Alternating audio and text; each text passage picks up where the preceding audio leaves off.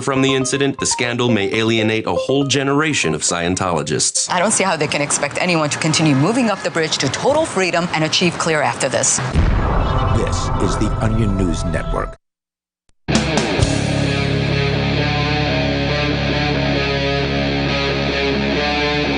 Free Talk Live.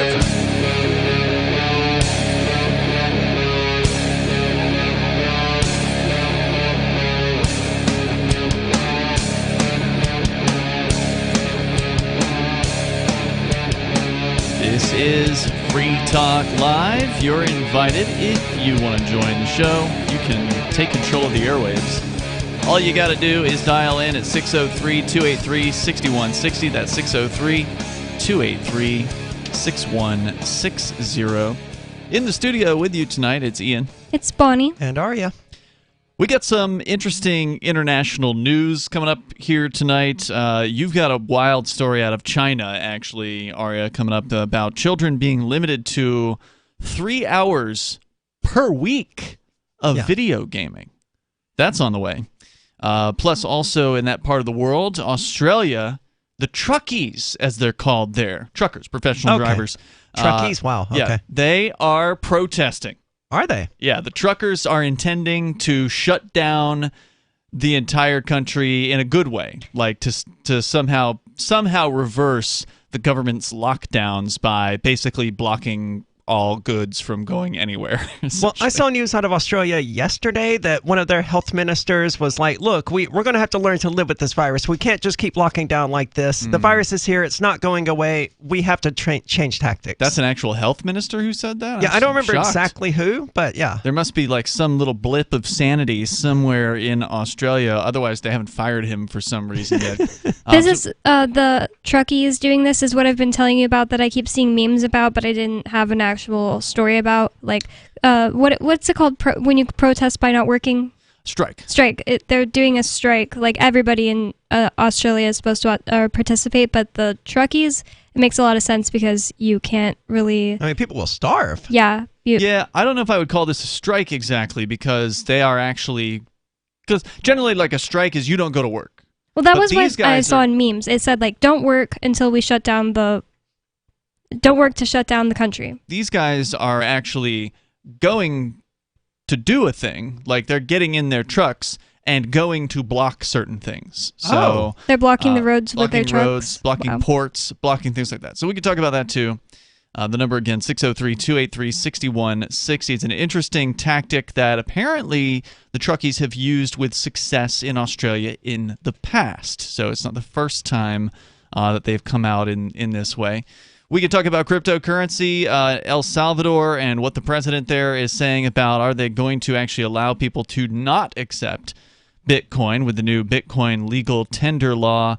And you know what? I've got a story related to this video game stuff. So we've got all kinds of interesting stuff to talk about here tonight. But to start things out, Arya, you had a story about, Facebook, one of the worst big tech corporations out there right now, teaming up with the government in a way that maybe some people didn't realize, or to the extent of which people didn't realize? Yeah, I didn't realize it was happening to this extent. I knew Facebook was, flagging, quote, problematic posts because the government wanted them to, but I didn't know that the government had specifically singled out specific topics. And, I mean, it's actually worse than that.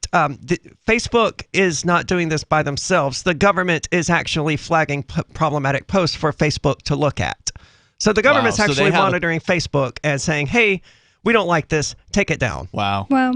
And that's happening in the United States today. Now, we all knew that Facebook sucked and loved to censor people, but I didn't know their relationship to the government was this close.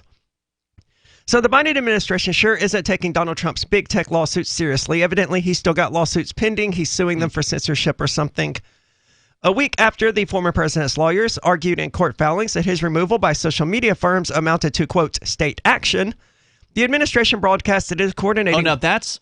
I'm sorry to interrupt you, but that's actually an interesting argument because normally... I mean, it's going to be proven to be true as well. Right.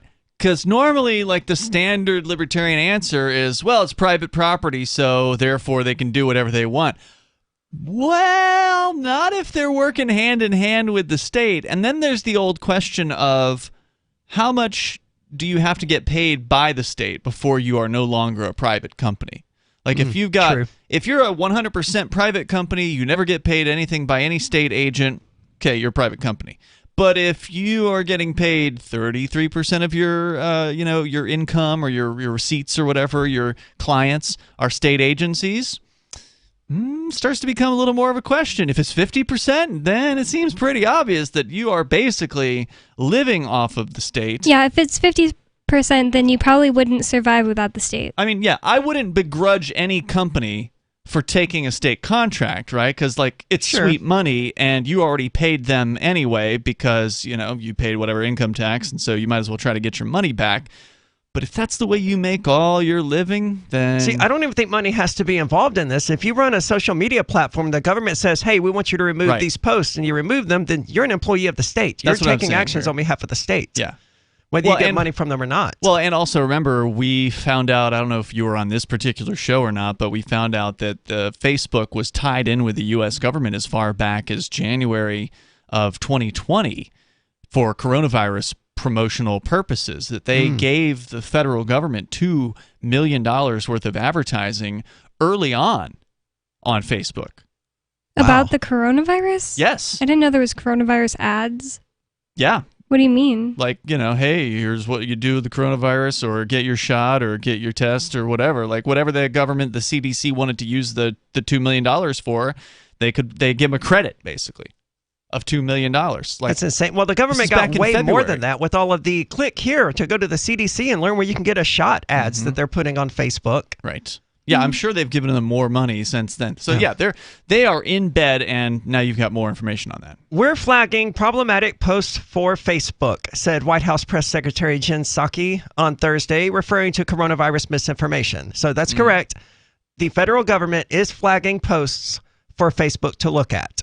Meanwhile, the Surgeon General and officer in the Department of Health and Human Services released a report with a page of suggestions on, quote, what technology platforms can do to crack down on certain information. Quote-unquote misinformation, like that new Israeli study with 76,000 participants that found that people who have already had COVID have much more robust immunity to catching it again. Which is exactly what we would expect, yeah. So they also met with Twitter. The Surgeon General's office met with Twitter to discuss its misinformation policies. It's been clear for some time that the tech giants look to government to determine what coronavirus-related speech to allow. YouTube's misinformation policy bans content that contradicts the evolving guidance of, quote, health authorities. Facebook stopped blocking some commentary on the lab leak theory of the virus's origins only after President Biden ordered an investigation into the possibility. So Facebook used to block commentary on the lab leak theory, but once Biden said, hey, we can look into this, Facebook stopped blocking that.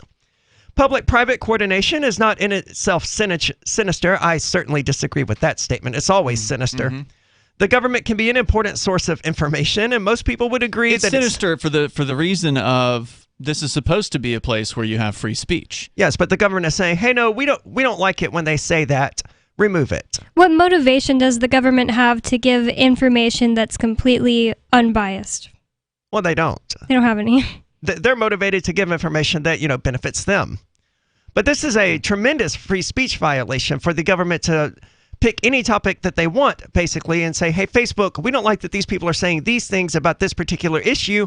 Take it down. Dangerous precedent. So the government can be an important source of information, and most people would agree that it's not an abuse of Facebook's authority to suppress, say, fraudulent medical information advice that goes viral. I would agree it's not an abuse of Facebook's property rights to ban whatever content they want, but it is an abuse when they're doing it on behalf of the government. Yet, as the acute crisis phase of coronavirus passes, a government arrangement with private firms to control speech about the pandemic looks less salutary. We don't know how deep the coordination goes, and Mr. Trump's lawsuit makes a weak case. I don't think it does. We also don't know to what extent the platforms are complying with the White House and what they consider the public interest, or if they also fear retaliation. A better plaintiff would be an individual who can prove his coronavirus-related speech was flagged by the U.S. government for censorship. Well, okay. So the retaliation point is interesting. Maybe they're just doing this because they're afraid of the government coming after them for something. Maybe they're feeling like they're getting the government to look the other way. Well, the government definitely went after Facebook a year or two ago. The number is 603-283-6160, although that's still no excuse for what they're doing. It's just cowardice. There's more on the way. Free Talk Live. If you want to know the latest about Free Talk Live before we go on the air, all you need to decide is how you want it delivered. It's your choice. Visit news.freetalklive.com to receive our usually weekly news updates by email. Plus, we have a Twitter account at twitter.freetalklive.com, and you can follow us on the decentralized Mastodon platform at toot.freetalklive.com. So please follow us at toot.freetalklive.com and sign up for our emails at news.freetalklive.com. Brute force, intransigent defiance, adamantine will. These are the hallmarks of the AI tank. These gigantic machines have the firepower of an army, but they also have their own sense of honor and duty. When the world breakers arrive, battle will be joined, planets will shake, and war and peace will never be the same again. World Breakers. Stories from David Weber, Larry Correia, and more. Available August 3rd from BaneBooks.com. Are you tired of governments murdering people around the world? Stop using their money. There is an alternative. Bitcoin is a stateless, free market, non-political currency. Bitcoin cannot be inflated or controlled by any government. By using their money, you are helping the state. You have an incredible alternative available now. Learn it, use it, spread it. Get started with Bitcoin at Bitcoin.com. That's Bitcoin.com. Do you feel like your nation, state, or community no longer holds your values? Have you dreamt of a place where people agree that liberty is important and are free to pursue their projects so long as they respect the property of others? There are many people just like you that are discovering freeprivatecities.com. Their social media links are at the upper right of the page at freeprivatecities.com. All skill levels will be needed when the first of the Free Private Cities opens. It's sooner than you think. Stop arguing and build. freeprivatecities.com. Free Talk Live. The idea that politicians are leaders. Check your premises on that one. Cutting proof. Really? Would you really follow Barack Obama or George Bush? Would you really follow their every command? Would you follow their suggestions? Do you believe that politicians are somehow more knowledgeable than you are? That politicians are of a special group of people? They're a special little critter that for some reason is more enlightened or educated? Constantly you can hear talking heads refer to the authorities or our leaders in Washington, and it's just patently absurd. I mean, these people are failures at life. That's why they became politicians. Right. There's so many of them are attorneys. The good attorneys make a money. whole bunch of money and retire with yachts. The unsuccessful ones go into politics. Free Talk Live, 7 nights a week from 7 to 10 Eastern, live on the Liberty Radio Network at LRN.FM. The LRN.FM social media channels have been revamped. We've eliminated Facebook and focused on other platforms like Twitter and Mastodon, the decentralized alternative to Twitter. On our accounts, you'll find posts from multiple LRN.FM show hosts together in one place. Follow us on Twitter at twitter.lrn.fm, or better yet, move to the decentralized Mastodon social media platform at toot.lrn.fm, toot.lrn.fm. I think you'll like it. So you've signed the Shire Society Declaration and are planning your move to New Hampshire to be around more liberty-oriented people. Next, sign up for the Shire Society Forum at forum.shiresociety.com. There are a bunch of people there who are already in the Shire, and they want to meet you. If you're already in the Shire physically, you should also come by the forums. Remember, not everyone uses Facebook. New people are signing up for the Shire Society Forum every month, so drop in and say hello at forum.shiresociety.com. We're still not sure why you'd want to watch, but our video feed is streaming nightly for free at cam.freetalklive.com.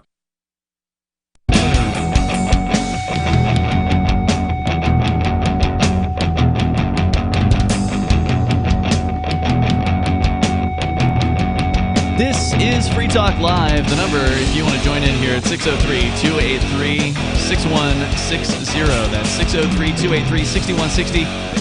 Also, I just noticed there was a story in the Wall Street Journal, speaking of the Journal, about Burning Man. And I've been wanting to talk about what's going on with Burning Man this year because I've had a story about that for a few weeks now. It's just been... I assume they're not having it again? That's right, but they also didn't have it again they didn't have it initially last year due to the pandemic. Oh, well, they're hardcore hippie liberals, so I'm not surprised. But not all of them.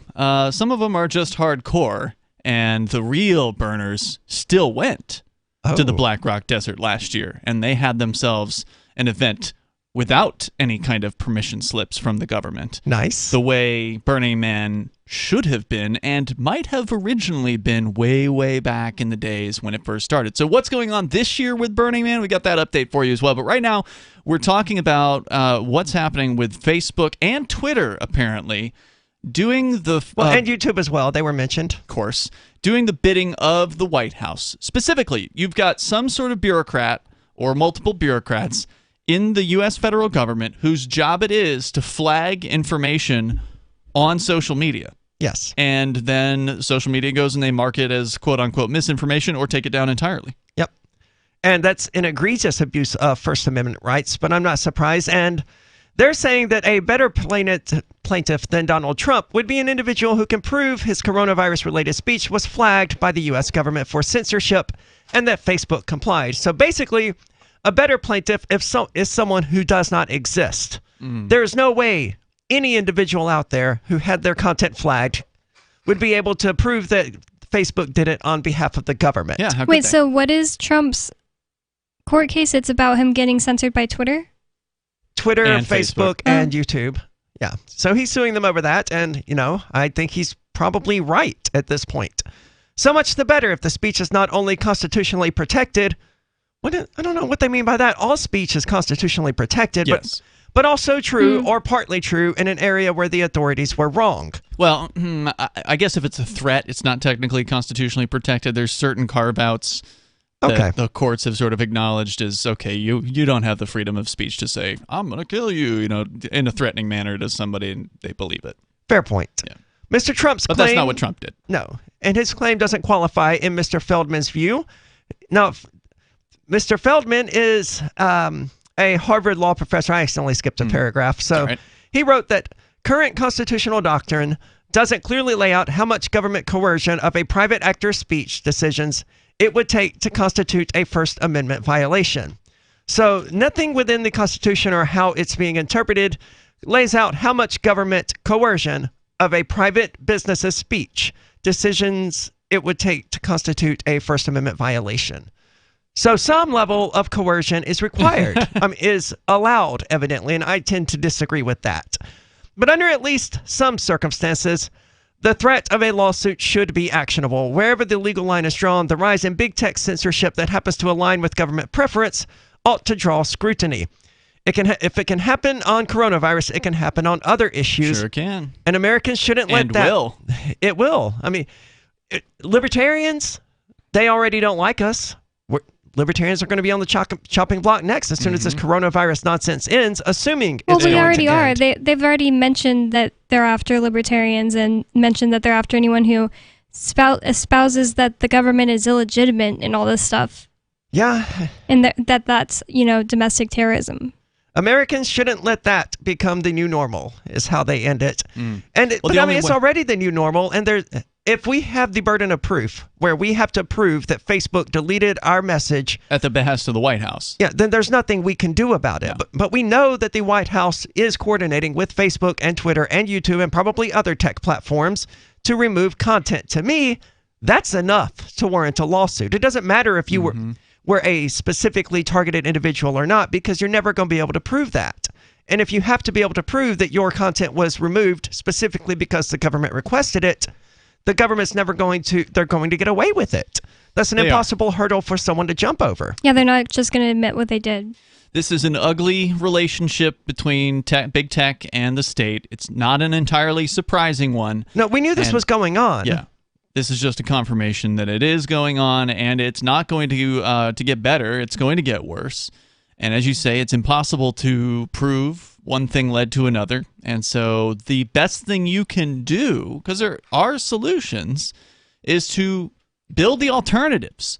Stop Yes. complaining about what's going on with Twitter and Facebook. I sent out a toot the other day because we toot over on Mastodon. It's not tweeting. Mastodon is an open source alternative to Twitter. We run our own server, and you can do this too. And we're not going to delete anything because the government asks us to. Correct. And our server's not even located in the United States, so it's Even out of better. It's out of their jurisdiction.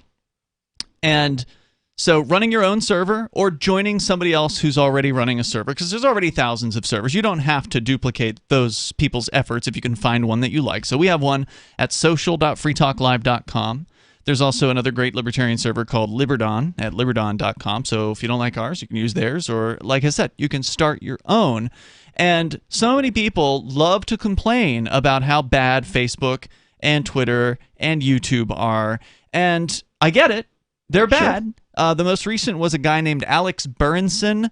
I saw his name being thrown around. I'd seen him posting recently. He's like a critic of the lockdowns and a critic of COVID and all that. And I guess Twitter just unceremoniously completely deleted his account and all of his tweets. And he's gone from that platform at this point. And he's got like a Substack or something. So he's still out there. He's still available. Yeah, they likely Things he has did to this say. on the behest of the U.S. government. I guarantee you they did that. But there's been a whole bunch of caterwauling about it. Like, oh, they deleted Twitter. They're so bad. Okay, well, what are you doing about it? Because complaining They're about tweeting about it. Yeah, that doesn't count. That's not doing something. That's not creating the alternative. That's not endorsing the alternative. That's not migrating to the alternative, because the alternative exists. This isn't some sort of pie in the sky fantasy of, oh, well, if only we could. No, it's there.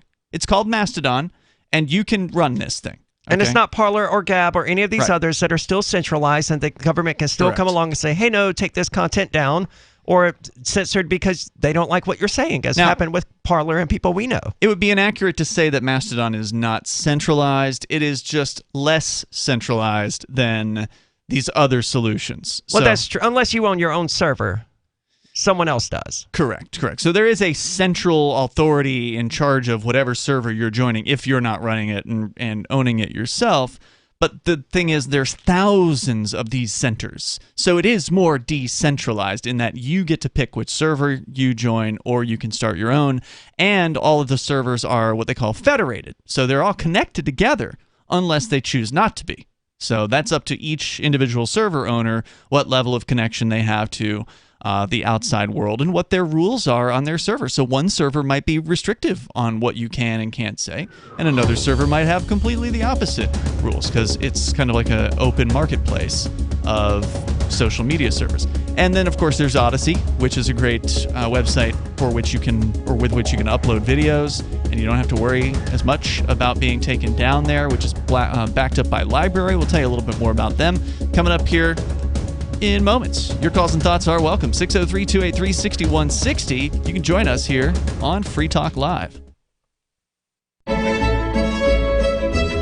Carl Watner, longtime proponent of a voluntary society, died last December. You may have seen his articles published on his website, voluntarist.com, in his newsletter, The Voluntarist, the Mises Institute, or elsewhere over the last 40 years. His newest book, I Must Speak Out, Volume 2, The Best of the Voluntarist, is now available via Liberty Under Attack Publications. This 430-page second volume spans the years of 2000 through 2020 and includes articles by Carl Watner, Hans Hermann Hoppe, Karl Hess, Benjamin Tucker, George H. Smith, Lysander Spooner, Pete Eyre, Joyce Brand, and many others. I Must Speak Out is for the newly initiated, the veteran voluntarist, or anywhere in between. Buy the book now at libertyunderattack.com/voluntarist. For more great content on building a voluntary society and for Carl's extensive archives, check out voluntarist.com. From Feature Story News in Washington, I'm Simon Marks. America's longest war is over. After 20 years, there are no U.S. troops or diplomats in Afghanistan. The final flight out of Hamid Karzai International Airport left 24 hours ahead of President Biden's deadline of August the 31st. The news was announced to Pentagon reporters by Marine Corps General Kenneth McKenzie on behalf of U.S. Central Command. I'm here to announce the completion of our withdrawal from Afghanistan in the end of the military mission to evacuate American citizens, third country nationals, and vulnerable Afghans. The last C-17 lifted off from Hamid Karzai International Airport on August 30th, this afternoon, at 3:29 p.m. East Coast time. And the last manned aircraft is now clearing the airspace above Afghanistan. We will soon release a photo of the last C-17 departing Afghanistan with Major General Chris Donahue and the U.S. Ambassador to Afghanistan, Ross Wilson, aboard. Earlier today, White House Press Secretary Jen Psaki would not be drawn on how many U.S. citizens and Afghans will be left behind after the departure of American troops, but she was asked what her message is to them. We have to date evacuated more than 120,000 people. That's 120,000 lives that we have saved, including 6,000 Americans and their families, many of them dual nationals. And we are continuing. Our commitment is enduring to Afghan partners, to American citizens who may not have decided to leave. That is their right to determine when they want to leave. That commitment is enduring. She says the U.S. has received assurances from the Taliban that people will be allowed to depart. Even now, the U.S. troop withdrawal is complete.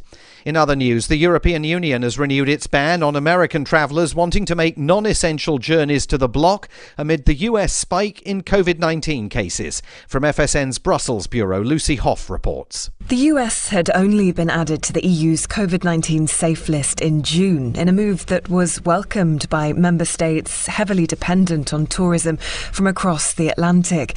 But Europe has been watching surging case numbers in the US with concern, particularly amongst unvaccinated people. The EU's governing body has now issued a non-binding recommendation that EU member states should halt the arrival of US travellers. But the recommendation is non-binding, meaning it could be interpreted differently in individual member states. Lucy Hoff, Brussels. A daily average of 100,000 people are now being treated in US hospitals for COVID-19. That's higher than any other wave during the pandemic except for last winter. Hundreds of thousands of people in Louisiana and Mississippi remain without power after Hurricane Ida slammed ashore on Sunday. At least 2 people were killed, with damage estimates still underway. From bureaus worldwide, this is FSN. Yep, we still do email. Drop your email address in the entry box at freetalklive.com, and you'll be kept in the loop with Free Talk Live.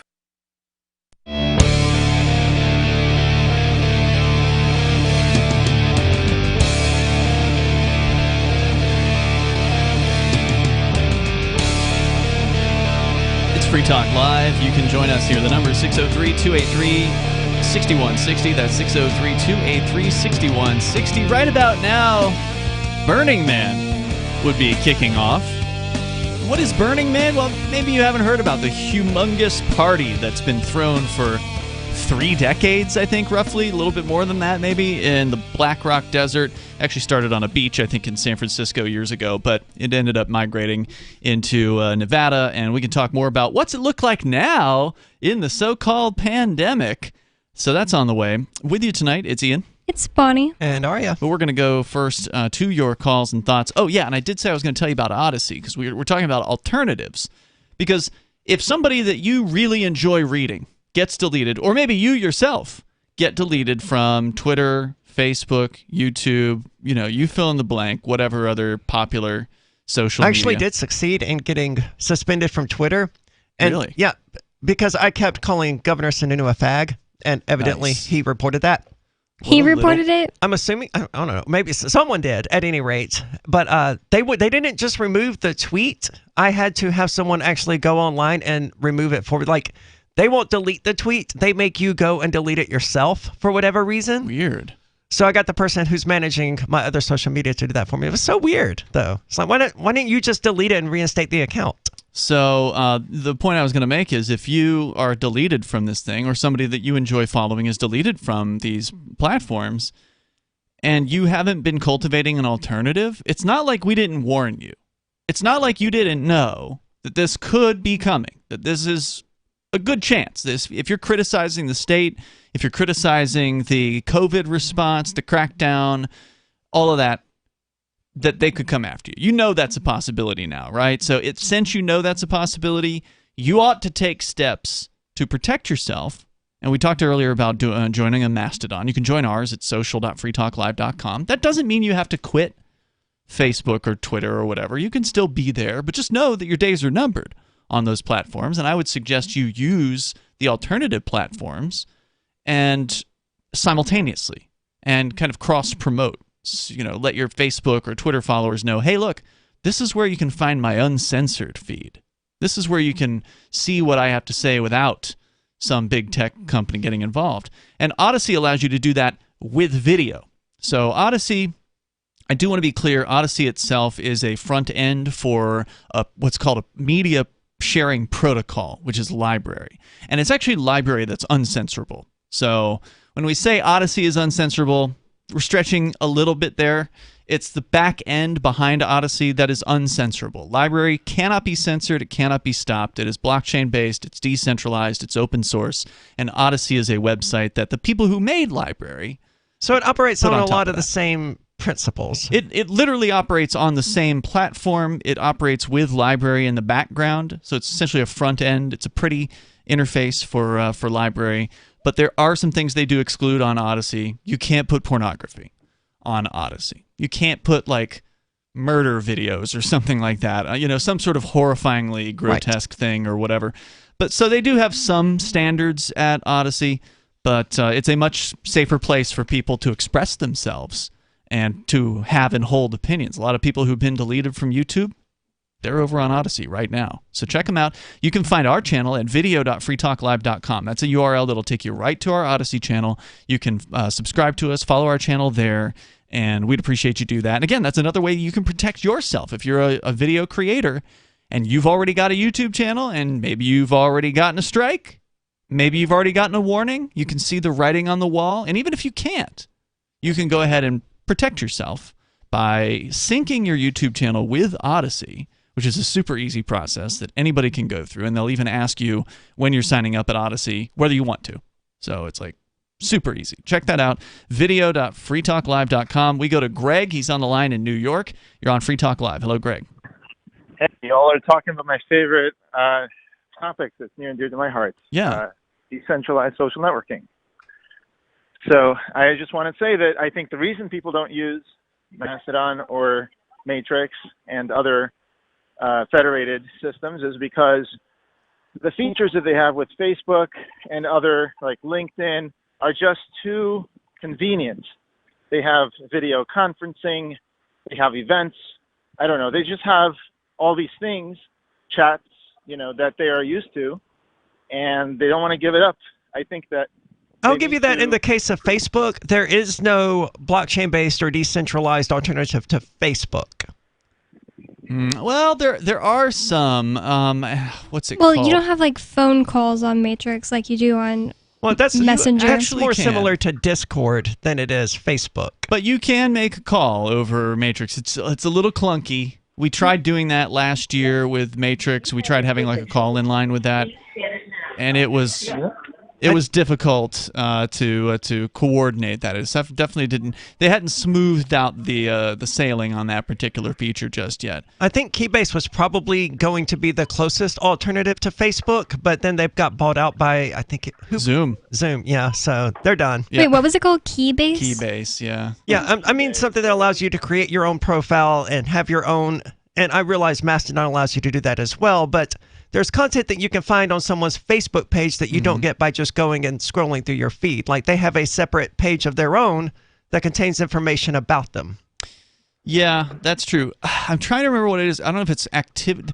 I know there's like this standard called ActivityPub that Mastodon uses and can use hubs. There's this thing called hubs, and I don't remember what the software is. I know there's one for the Free State Project. They have FSP Hub that somebody created, and I'm sorry, I'm spacing on the name of the actual software. So there is somebody out there who's created sort of a Facebook clone, basically. So yes, that does exist. Okay. But Greg's point is important to address, and that is that I think these companies, these mega tech companies, the Facebooks and the Twitters and them, they've got momentum, really, is what it is. I mean, it's not like you can't have a video conference. I mean, there's Jitsi, for instance, is a fantastic video conferencing system out there that anybody can use right now, jit.si. If you've been using Zoom and you hate it, go try Jitsi. I mean, it's free, it's open source, and it works fantastic. We've used it on the New Hampshire Independence meetings that we've been having over the last few weeks that some people have seen over on the Free Keen Odyssey channel. And we've had no issues. There's been no problems that Jitsi has had. It works well, and it supposedly supports up to like 50 participants at once. Yeah, it says it gets a little janky above 35, I think. But it can go higher in theory as long as everybody's got enough bandwidth. I think it could work. But so there are alternatives out there, Greg. It's just they've got the momentum that of billions of users or whatever, and that's what's hard to get people away from, is to say, hey, build this alternative, start from zero. That's a hard pitch to make. Yeah, because you're basically asking people to give up having an audience to go and scream into the darkness. Well, yeah, I think that just having a centralized network that's like Telegram, I think that it has really good software. And open source software, let's just say I was interested in this topic 10 years ago when, I started my first attempt with Cuvix, and we really worked a lot on replicating everything that Facebook had. But it's always an uphill battle because as you do one thing, people get used to something else, like video conferencing and other things. So I feel like there has to be something that gives people the ability to turn their own site into a social network. And Mastodon sort of does that. I think you're able to, have a widget maybe that you could put on there. But just, I think that the idea that your own users on your site should be able to connect and do stuff is something that's been missing from the web for whatever reason. It got stagnated with WordPress being a one-way publishing tool, and the comment section is really the only interaction that you get with the other users. So I'm surprised how most websites are sort of Web 1.0, and then these private networks that are like Facebook, LinkedIn, are 2.0, Yeah, and people are working on these solutions, and I know you're one of them. You're working on an alternative, an open source alternative, and I'm hoping we're going to be able to talk more about that in the future days. Thank you, Greg, for the call tonight. I appreciate it. 603-283-6160 is the number here. That's 603-283-6160. What about the social networking going on at Burning Man this year? We'll tell you what's happening on the way. It is Free Talk Live. Hi, I'm Derek J. I don't want a politician to represent me. To me, government is the idea that one group of people can coerce everyone to comply with an edict or face increasing punishments up to and including death. Despite perhaps the most noble of intentions, the best government services are a far cry from what could be provided for by voluntary interactions. Besides, the people who call themselves the government wage wars and put peaceful people in jail for crimes involving no victims. If Starbucks used some of its money to drop bombs, I wouldn't shop there. So why would I support the American empire? The empire does not require my consent. Derek J's Victimless Crime Spree. Watch it for free and order the Director's Cut DVD at victimlesscrimespree.com. That's victimlesscrimespree.com. The new 4th edition of Healing Our World, The Compassion of Libertarianism, will take your understanding of liberty to a deeper level and has over 1,300 updated references, new cartoons, and a foreword by Dr. Ron Paul. With discounts for multiple book purchases, the 4th edition of Healing Our World is a great gift for the liberals, pragmatists, environmentalists, and Christians in your life who think libertarianism is cold-hearted. Get yours today at healing.freetalklive.com and use promo code FTL for a $5 discount. There are lots of ways to listen to Free Talk Live. Our podcast has been around since podcasts began, and now the FTL feed is loaded with content besides our full show archives. Did you know that we make it easy for you to customize your podcast subscriptions? We have different feeds, one that includes only our full shows, one with just the Daily Digest, and our main feed that includes everything. You decide what you listen to. It's quick and easy to customize your feeds at feeds.freetalklive.com. That's feeds.freetalklive.com. On Free Talk Live, we're bringing people to the ideas of liberty every day. From wrestling superstars like Glenn Jacobs. You guys really are having an impact, I believe. Like I said, a lot of where I am now is due to listening to Free Talk Live. You changed my mind on some very important issues years ago. To random people tuning in on the radio.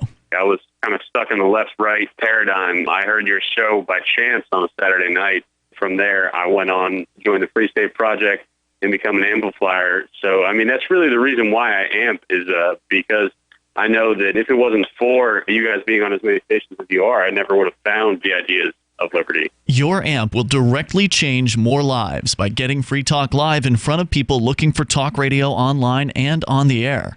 When you amp Free Talk Live, you get perks like access to the AMP-only Facebook group and AMP podcast. Visit amp.freetalklive.com.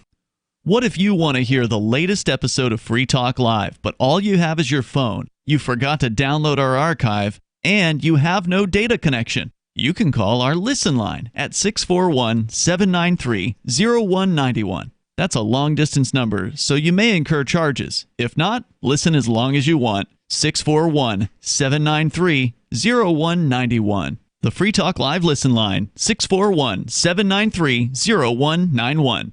Are you a cryptocurrency advocate? The Crypto Tip is the ideal outreach tool to help new people discover cryptocurrency. It's a printable business card-sized tip that you can give to service providers, preferably in addition to a good cash tip. When the server scans the QR code, it'll bring up an explanation of cryptocurrency, how to install a wallet, and allow them to claim the tip. If they don't claim the crypto, you get your tip refunded to you after a time period you specify. Plus, if they do claim the tip, you get an email alert. Create as many tips as you want at cryptotip.org. That's cryptotip.org. Got Telegram? You can follow our channel there and discuss show prep with other listeners at telegram.freetalklive.com.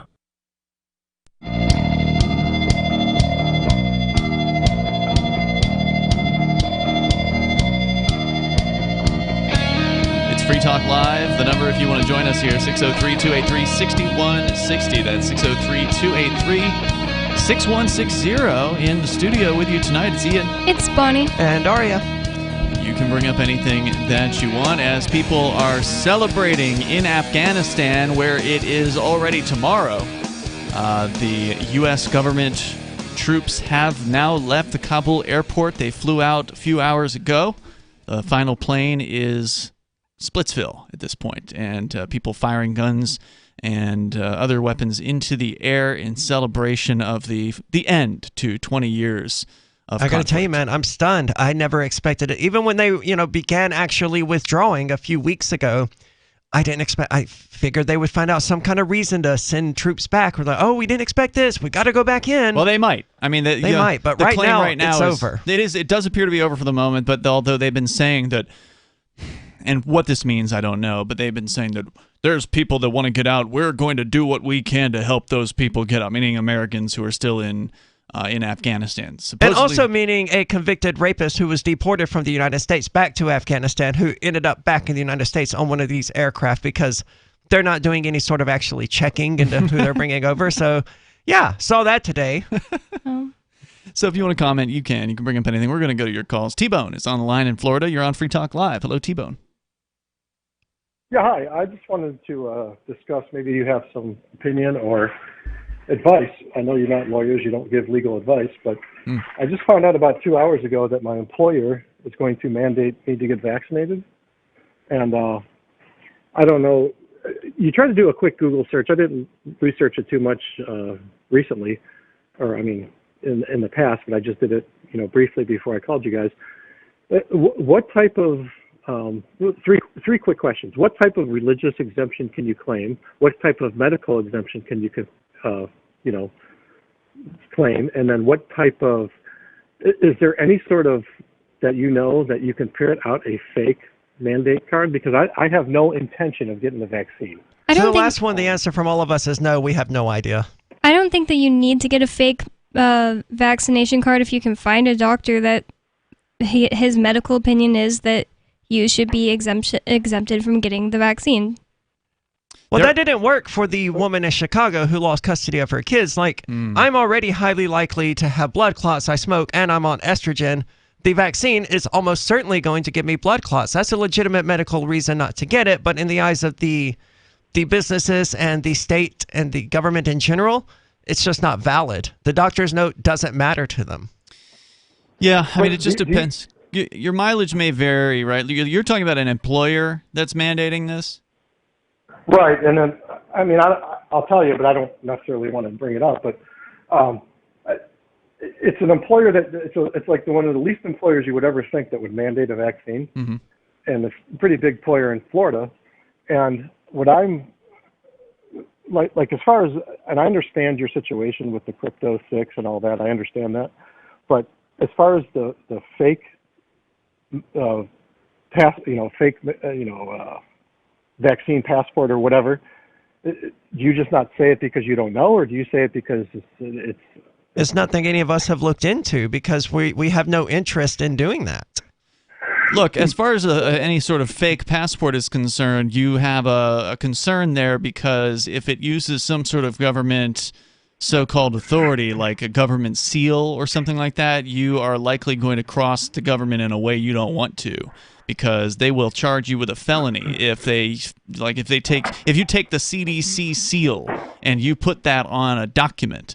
Then you are committing an act of fraud in the government's eyes in that case. So I got to agree with Bonnie here. I mean, the best bet is to find a doctor that is a friendly doctor that agrees that this COVID stuff is insane, and he's willing to write you an exemption. And I'm not saying that will necessarily get your employer to listen, but I mean, I don't think you should get a fake card because that's just most likely going to get you in more trouble, I think. Yeah, there are doctors out there.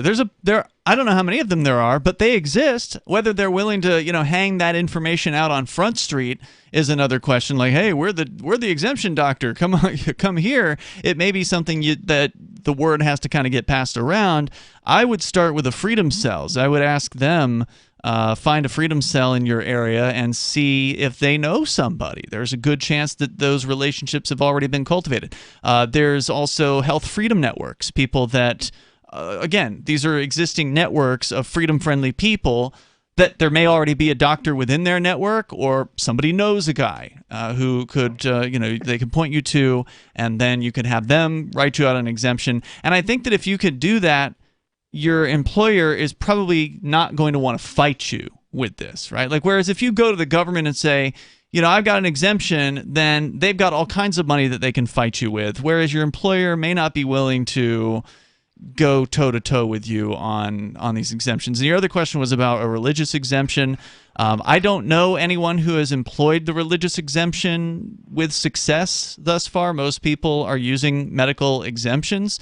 But, I mean, it's just against your religion. Which is surprising if it's against to your me. religion, it's against your religion. Because the religious argument in America, it's the most respected one. Like, it should be strong. When I tell people I don't eat bacon because I don't like it, they go, oh, well, you just haven't had it the way I make it. Let me cook you some bacon. But if you were to say, well, I don't eat bacon because of my religion, they will never, ever ask you to try their bacon. And you say that's minor and we laugh about it, but it's true in regard to vaccines as well. The religious exemption is almost certainly going to be the most respected. I hope so. But T-Bone, you'll have to let us know how it goes, man, and thank you for the call tonight. I appreciate hearing from you. The number is 603-283-6160. I want to talk about Black Rock, the Black Rock Desert, and what goes on there, or at least went on there or has gone on there for decades now. It's an amazing event that I unfortunately have never gone to, but I've been very interested in it, and I've talked to people who have attended Burning Man. I'm interested in it, but the overall people who attend, I think, would probably be obnoxious liberals, and so I'm like, yeah. I wouldn't want to deal with the whole, you can't sell anything, you can only give things away. That's frustrating. Retarded. Yeah, for those of us who love a free market, that aspect of Burning Man would really grate, I think. They really have that? You can't sell anything? Yeah, you'll be shunned, basically, if you go in there and you try to sell things. Sounds like an opportunity. They make an exemption, apparently. They will make an exemption for the guy that comes around with, like, the porta potty sucking machine or whatever, like to empty out your RV. That guy, like, he can charge. Okay. And I think the guys that are selling ice for whatever reason are there tickets to this event? Well, there were. Okay, so Burning Man can sell you things. Yes, Burning Man will sell you a $300 or $400 ticket. And so there were tickets, but now things are very, very different. And this started last year, of course, because as you point out, and you're correct, Arya, there are a bunch of leftists who are involved in the planning of Burning Man. Although that said, there's a ton of people that attend this. A lot of libertarian folks go because it is a big party. It is a huge sort of phenomenon where essentially a city comes together. Like Keene, New Hampshire, where we live, is roughly 20,000 people most of the year. Burning Man is 70,000. Holy crap. Goodness. Yeah. Okay, so yeah, full-on city. It is a city. A city the size of Nashua, New Hampshire comes together for the period of just about over a week in the middle of the desert.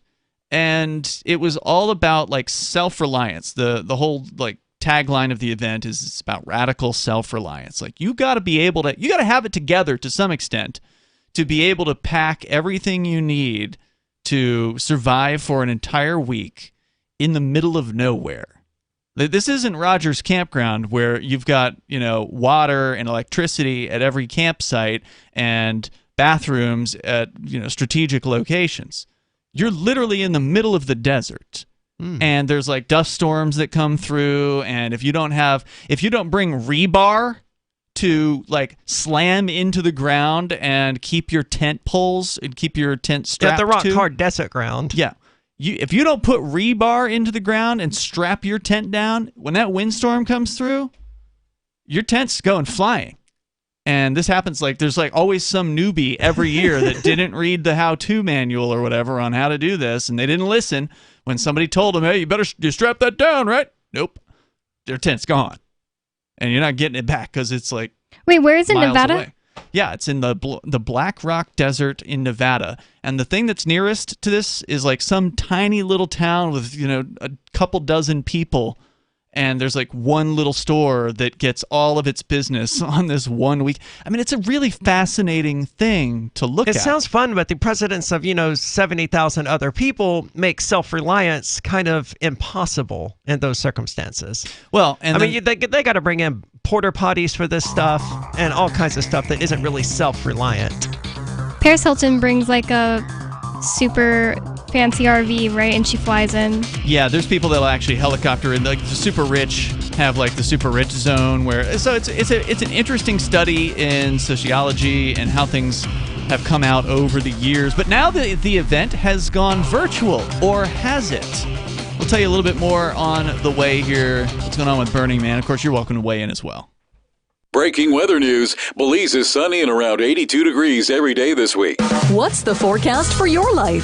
If current politics and economic prospects are cramping your freedom, escape to the tropics. ECI Development has affordable second homes for you to own or rent in Belize and other tropical countries. Places with stable governments and growing economies.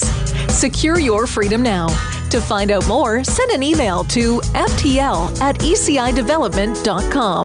Tired of cancel culture? Sick of mega tech corporations holding an axe over your head? Join the LRN.FM Matrix chat server. It's self-hosted, so no one else can tell us what to do or say. Don't like the existing channels? You can make your own. You can even connect into some of our channels from other Matrix servers. It's federated. For the full LRN.FM Matrix experience, though, you should join our server via the step-by-step instructions at chat.lrn.fm.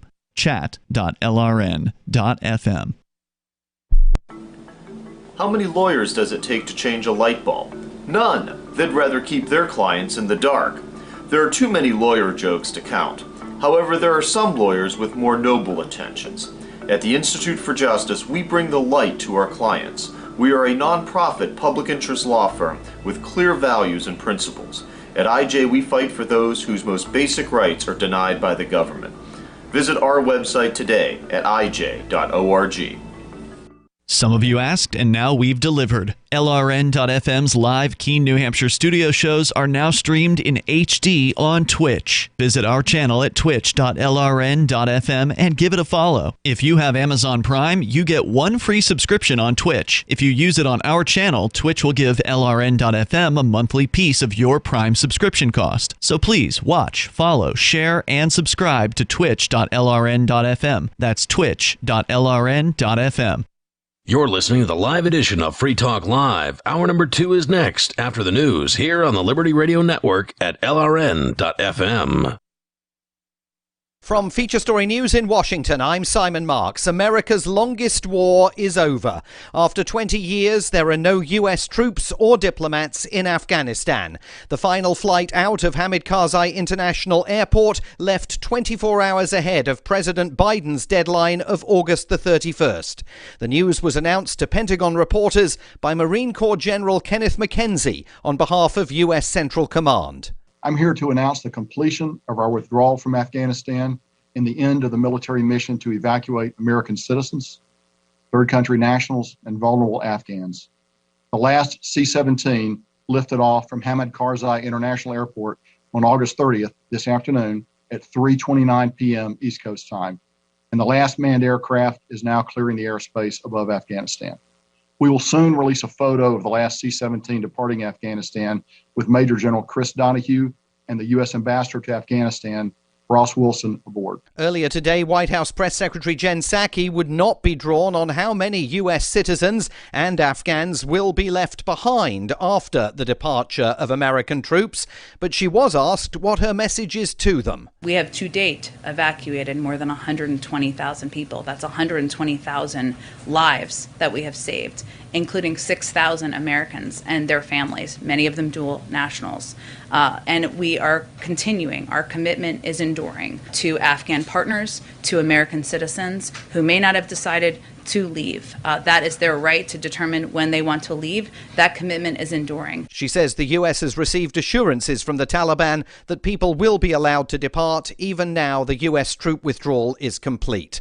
In other news, the European Union has renewed its ban on American travellers wanting to make non-essential journeys to the bloc amid the U.S. spike in COVID-19 cases. From FSN's Brussels bureau, Lucy Hoff reports. The US had only been added to the EU's COVID-19 safe list in June, in a move that was welcomed by member states heavily dependent on tourism from across the Atlantic. But Europe has been watching surging case numbers in the US with concern, particularly amongst unvaccinated people. The EU's governing body has now issued a non-binding recommendation that EU member states should halt the arrival of US travellers. But the recommendation is non-binding, meaning it could be interpreted differently in individual member states. Lucy Hoff, Brussels. A daily average of 100,000 people are now being treated in US hospitals for COVID-19. That's higher than any other wave during the pandemic except for last winter. Hundreds of thousands of people in Louisiana and Mississippi remain without power after Hurricane Ida slammed ashore on Sunday. At least 2 people were killed, with damage estimates still underway. From bureaus worldwide, this is FSN. With FSN Spotlight, I'm Simon Marks, remembering today the Hollywood legend Ed Asner, who died on Sunday at the age of 91. He was in the 1980s not only one of the top stars on American television, but he was also the head of the Screen Actors Guild, the acting union in America, and after that, very active on the left of the US political spectrum. It is as the curmudgeonly newsman Lou Grant that he will be best remembered, a role that started out as a central figure in the much-beloved Mary Tyler Moore comedy show, but then transitioned to a spin-off, a serious drama called Lou Grant, about the role of the press in American democracy. Nobody knew the unbelievable sea change between doing a 3-camera live comedy to a 1-camera filmed drama.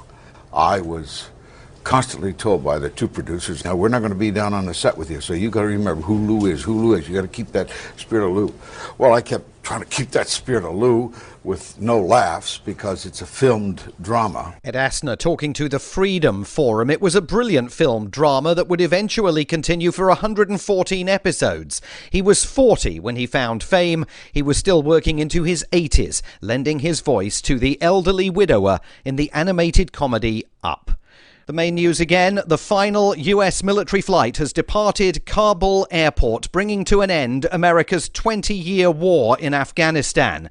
The European Union has renewed its ban on American travelers wanting to make non-essential journeys to the bloc, and hundreds of thousands of people in Louisiana and Mississippi remain without power after Hurricane Ida slammed ashore on Monday. There's more from us on Twitter @FeatureStory. And that is the latest Feature Story news. Simon Marks reporting. Thomas the Tank Engine says he's a little uneasy with his broad autistic following, and a couple has a nest egg of debt to make sure they've got some money to owe down the road. This is the Onion Week in Review. Local video editor James Korf told reporters Wednesday that despite having said goodbye over 10 minutes ago, his friend, Michael Woodward, still remained active on GChat and had shown no signs of leaving. If it were yellow, it would mean that he hasn't been on the computer for a little while, or if it was red, it would mean he doesn't want to talk, but it's green. I can tell. I can see it right there. Korf later said that he felt briefly relieved when Woodward's chat logo turned orange, but was once again dejected when it became green within seconds. And in this week's op-ed pages, a high school guidance counselor laments the fact that no one in his entire damn school has been molested. In other news, a bedbug feels bad for an area man, but a bug's gotta eat. A development exec wants to see what, where, and how that would look, live, and play out, and a man at the gym is just watching TV. For more, visit theonion.com/newsbeat. This is the Onion News Network.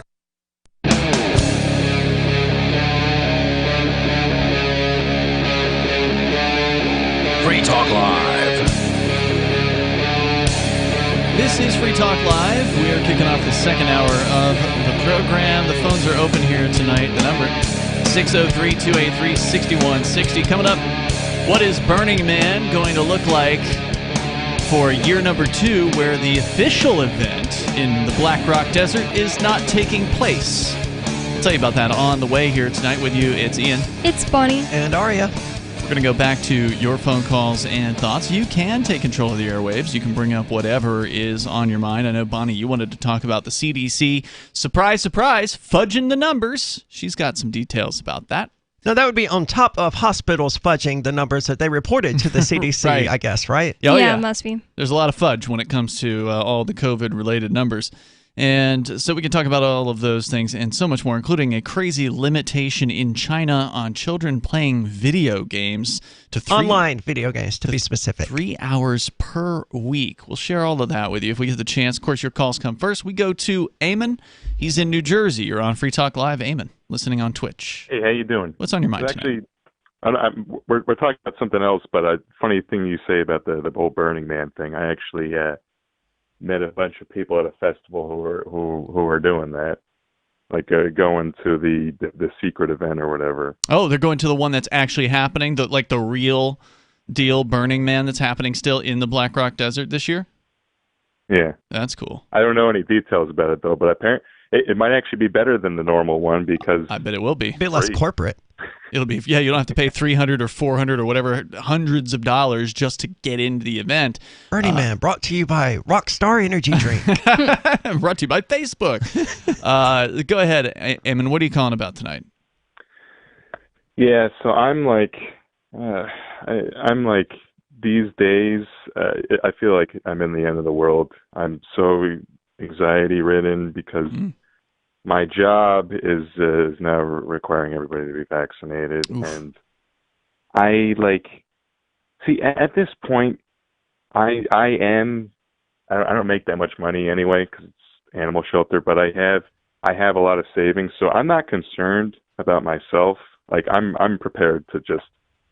My strategy was I was just going to not do it and not do anything and just force them to have to confront me about it. Yeah. And so I planned on doing that, but now the issue I'm having though is like I thought I was the only unvaccinated one because it's there's a lot of leftists there and everything, and now they put that sign the in this house we believe blah blah blah blah blah. Oh, the liberal sign that's got a bunch of different things Rainbow listed on it. Font. Yeah, and they put those signs all over the building, even though we just had a presentation about how we're not allowed to discuss politics when related to anything we do, because we could lose our 501c funding, and then they put all those signs in front of there. And this is an animal shelter that you work at? Yeah. Okay. Well, it's only politics when you disagree with them. Right. So what is it you said that changed? You were going to make the stand. You thought you were the only one unvaccinated, but what? Then I found out that there's at least two other people who aren't, and one of them agreed with me. They were like, "Yeah, I'm going to quit too. I'm going to do the same thing you're doing." Well, before you quit, how many employees are there at this place altogether? So we got 3 unvaccinated people. How many vaccinated people are we talking about here? Well, that's the thing, though. It's mind blowing because we actually don't have that much staff, and normally that's what I would have assumed. Yeah, don't quit. They can't afford to fire you. What percentage? I guess what you're getting at, Arya, is of you got 3 people unvaccinated. What percentage of the entire crew is that?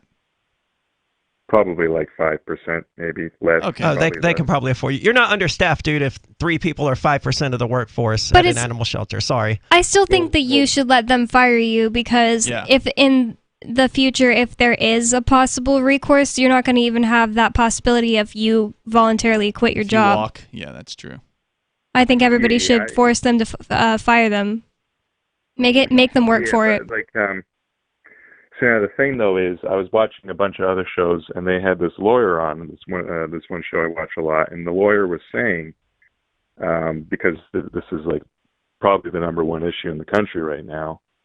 And he was saying that basically if your job offers, they have the religious exemption on the table, you can't do anything. You cannot sue them because you're not going to get standing in court. But if you apply for if they don't offer the religious exemption or they don't respect your religious exemption, then you can sue them for probably a lot of money and all. Does your office offer the religious exemption? So now the thing though is they were really dubious about it. They said that we honor religious exemptions, but you need to basically write us a paper proving it, and you have to have a pastor or someone sign off on it. See, that's ridiculous because not everybody who has a religion has a pastor, right? You can be religious in America, and we have the freedom of religion here, and you don't have to join a flock in order to have freedom of religion. So that would definitely be a discriminatory action, I think. But I can't give legal advice, right? Like, I'm not an attorney, but that sounds like discrimination to me. Whether or not you want to continue working for people who are going to treat you like this is a whole other question that you really need to ask yourself. I would say that it gives you even more protection if they do offer the religious exemption, you fill it out, and they just say they're not going to accept it, then that would give you even more protection. You're in New Jersey, though. Does New Jersey even allow religious exemptions to vaccinations, like for school kids? They specifically said in their email that they would, but you have to apply for it. And no, I mean the New Jersey state as a whole. I have no idea. Okay. I'm not going to college or anything right now. I know that the college I went to is requiring it now. No, I'm not talking about the COVID vaccine. I mean for school kids, right? Do they have to have their measles vaccine, or do they allow religious exemptions? Because I don't think New Jersey allows religious exemptions against any vaccines. Yeah, I don't remember when I was growing up that ever being an issue. So yeah, they I don't remember being mandated any vaccines at all when I was going to school. Yeah, I don't think that there's any harm in making a stand, giving them the opportunity to make the decision for themselves. Do they want to keep you? Are you worth keeping around your services, or do they want to go ahead and step in a potential legal disaster where they're possibly discriminating against somebody? But then again, like I said, do you really want to keep working for this company who is going to treat you like a second-class citizen, that they're buying into this whole propaganda? That would really bother the hell out of me. I mean, to me, I wouldn't want to fight for a job that I would hate to work for those people. What is the feasibility of the unvaccinated forming your own animal shelter? Well, we'll see. The issue I'm having is so I was completely prepared. I was like, yeah, I'm gonna screw them. I'm going to force them to fire me. But there's the 2 other people who aren't I'm friends with, and I feel really bad because one of them is one of my managers, and she's really upset about it, and she says that she doesn't want to leave, but she's forced to get it on Wednesday, and I feel horrible about it, and it's driving me nuts because I'm like, I don't want her to do it, and like I was talking to her, I was like,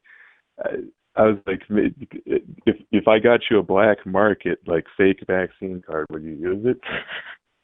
Yeah, I think that's a pretty risky. As we were talking with the last, it's not worth it. We were talking with the last guy about the same thing. I understand why people would consider that, but to me, that the risk is just not worth it.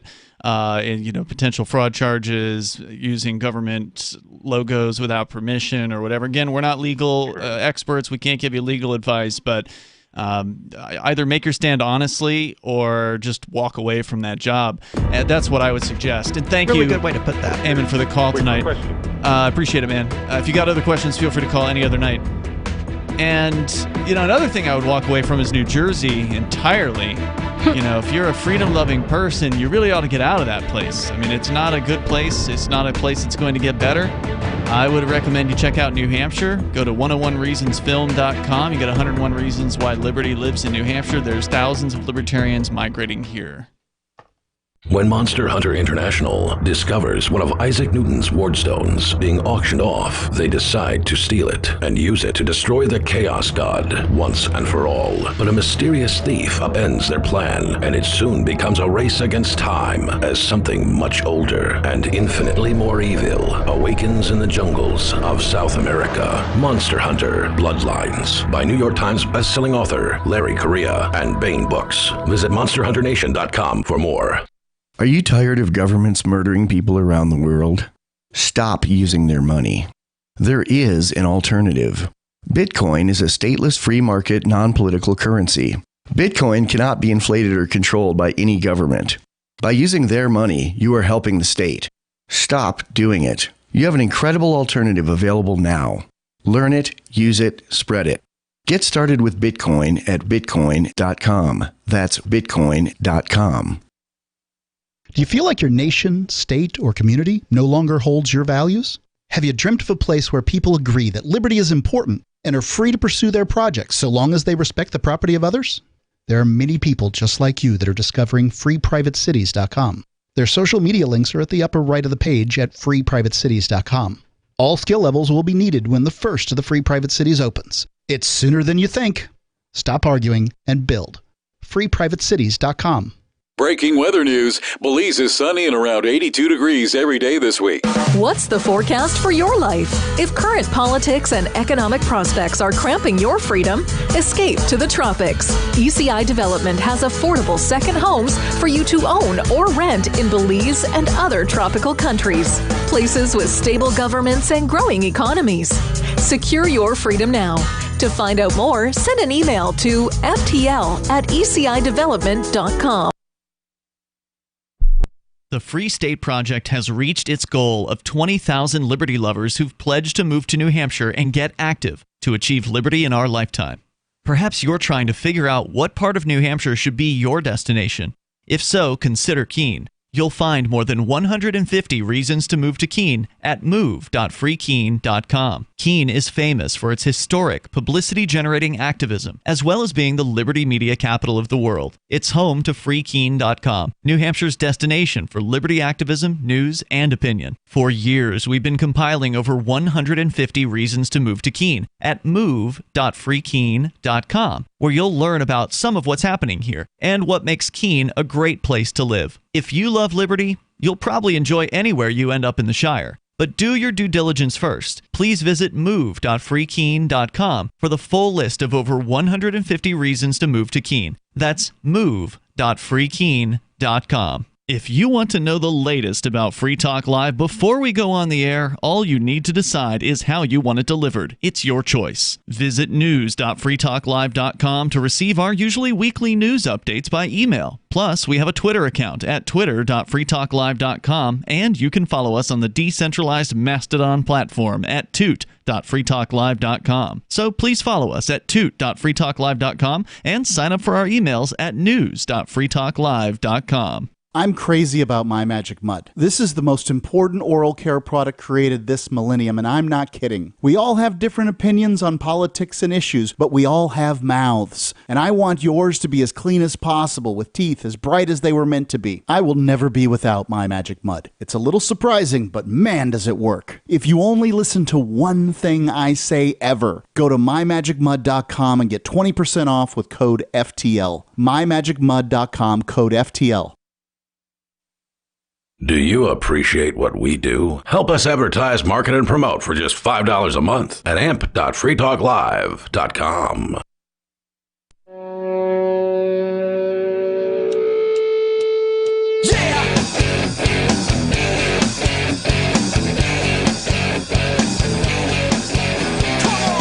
This is Free Talk Live, and you can bring up whatever is on your mind. The number is 603-283-6160. That's 603-283-6160. Tonight, it's Ian. It's Bonnie. And Aria. Of course, you can do anything you want here on the air, as long as it's within the FCC regulations. We just want to talk to you about whatever you want to discuss. Also, I want to let you know about Freedom's Phoenix. It is a liberty-oriented news aggregation site. If you want the newest and freshest stories and perspectives on current events from those who value liberty, well, Freedom's Phoenix has it. You go to freedomsphoenix.com. That's freedomsphoenix.com. Sign up for their daily dispatch if you want. Get kept up to date on science, technology, historical findings, liberty news, government overspending, and the rise of the police state. It's freedomsphoenix.com. Check them out. All right, so I said I wanted to talk about Burning Man, and the Wall Street Journal has a story about the quote event that just started apparently today or something like that. Very, very recently. It's Sunday. I think it started Sunday. The virtual Burning Man. Contrast that to the real Burning Man, which is a decades-long event that happens in the middle of nowhere in the Nevada desert, the Black Rock Desert as it is called, that has attracted on its peak years as many as 70,000 or more participants for a week-long party, which isn't just any old party in the woods, or in this case, the middle of the desert. Yeah, Paris Hilton's there. Well, it became this thing that sort of, it really became a phenomenon that attracted some of the richest people in the world who would fly in. And actually some of the controversy of the event. We've covered the Burning Man for years. We've talked to people who are what they call burners, people who've attended the event in the past, to get their perspectives on it. Some of the things that we've discussed over the years on Free Talk Live have been how the rich attendees, the sort of Silicon Valley, the Hollywood elites, will sort of fly in on helicopters. They'll stay in these palaces that are like temporarily built for them, and then they fly out again. So for them, it's not at all about, radical self-reliance, which is sort of the tagline of the event, where you're supposed to be able to take care of yourself and bring all the water in that you need. Like, just imagine needing however many gallons of water every day. You got to bring all that in advance. But what's so virtuous about that? Like, I wouldn't be mad at Paris Hilton for not wanting to go without her security guards to this Burning Man event. Well, then she shouldn't go. Well, what if she wants to go? Well, then she needs to keep in with the spirit of the event. Well, what if she gets mobbed? Then, does she? I don't know. Tell you what, one thing's for sure. I don't think the people at Burning Man are particularly interested in the horrible person that is Paris Hilton. First of all, there's thousands of people at this event.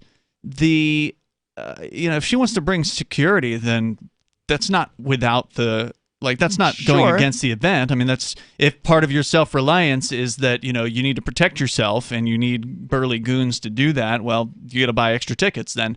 In that case, I think it's the whole flying in, staying in a palace, and then flying back out that I think upsets a lot of the longtime attendees of the event. I mean, they literally come in, they have waiters that wait on them hand and foot. So there's a totally different experience for somebody who's Paris Hilton or the head of Google or some of these people that have been attracted to the event over the years versus somebody that comes up in an RV, or they've got literally a tent that they're banging into the ground with rebar to stop it from blowing away 3 miles down into the desert in the next dust storm. But I mean, obviously people can do what they want. It's just there's controversy about it. So that's one of the things that was controversial in past years, as it got so big that everybody wanted to attend. But to answer your question about she's Paris Hilton, Not if she puts a mask on. And I don't mean like the masks that we're talking about. I mean like a full-on face. You're in a desert dust storm kind of Mad Max style mask, right? Like you would dress in the desert to avoid sunburn. You would. So she could totally dress in a way that she would just be another young woman walking around the playa, and no one would know who she was until she was inside some sort of event, and then she might maybe take the mask off or something like that. I got to tell you, I would not recognize Paris Hilton if I saw her on the streets, and I imagine most people wouldn't. I don't know. She's a fairly big celebrity. I don't know if most people wouldn't. I probably would recognize her, and I don't follow her in any meaningful sense. She was at the Bitcoin conference recently. I would not have known if I had been there. Yeah. So, I'm like, oh, look, it's generic blonde chick. She had awesome sunglasses that were like light up Bitcoin symbols. So one of these big... Paris Hilton likes Bitcoin? She's into it now. Yep. She has like NFTs of her artwork. All right. Everybody's got an NFT these days, it seems like. Did you hear the latest thing with NFTs is paying hundreds of thousands of dollars or more for cartoon images of rocks? No, I did not. No joke. It's retarded. So I could get crypto kitties, right? I hated it. Yeah, I could get it. Yeah. But I get it. Yeah, they were unique kitties. They were. And, you know, they were customizable. And cats are cute. There was a game involved with it to some extent. So I understood crypto kitties. I thought it was stupid and absurdly expensive, but I grasped the concept and the demand for it. Digital cartoonized rocks, I don't see the... They don't have what like... is wrong with these people? They don't have like googly eyes or anything cute like that. They're just rocks. Yeah. See, that makes me want to take a picture of a rock and just put googly eyes on the rock because that's better, and take a picture and sell it as an NFT. We were talking about that because we saw a perfect rock for this on a walk, but we're like, do people just take pictures of rocks and do this? Yeah, it's just really low-res pixel art. I mean, it's like the least effort you could put into creating internet art. And it's not like a quartz rock or something like that either. It's a gray rock. Yeah, it's stone. a boring image of a rock. And people are spending hundreds of thousands of dollars on these? Or more.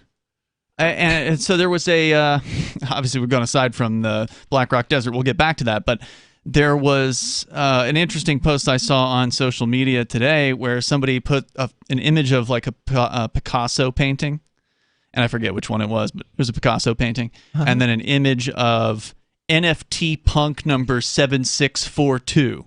Which is just this low-res pixel art, head of a punk-looking character. And they said, Picasso artwork sold for $4.2 million. NFT punk 7642 sold for $5.5 million.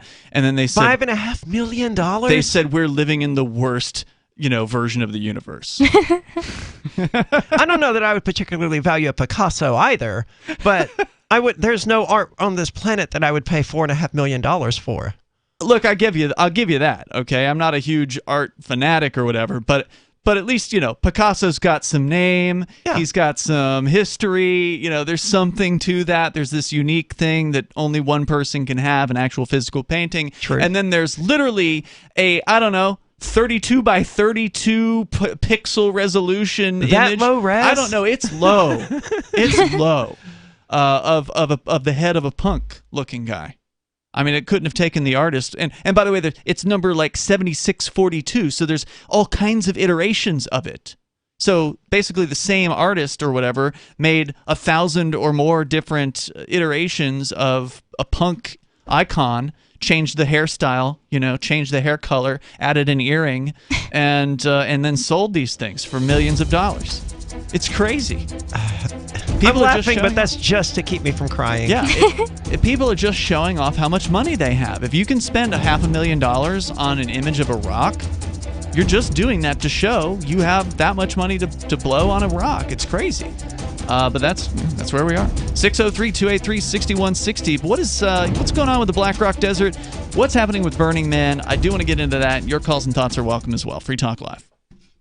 Free Talk Live's video archives have been on Library for years. Library is an uncensorable, decentralized, blockchain-based media sharing protocol, and we're big fans of it here on Free Talk Live. In 2020, Library launched Odyssey, a video sharing website to compete with YouTube, and it's really taking off. Now with over 1 million channels, many of whom are disaffected YouTube creators. During YouTube's crackdown for not towing the government line on COVID, the Free Talk Live YouTube channel started receiving strikes and could be completely taken down at any moment. Thankfully, Odyssey started offering live streaming, so we're now streaming live every night and posting our video archives permanently to Odyssey. You can watch live or anytime on our Odyssey channel by visiting video.freetalklive.com. If you want to go all in, download the desktop app at lbry.com, and then every video archive you watch, you'll help seed and keep it online forever. At minimum, we ask you visit video.freetalklive.com and follow us on Odyssey today. video.freetalklive.com.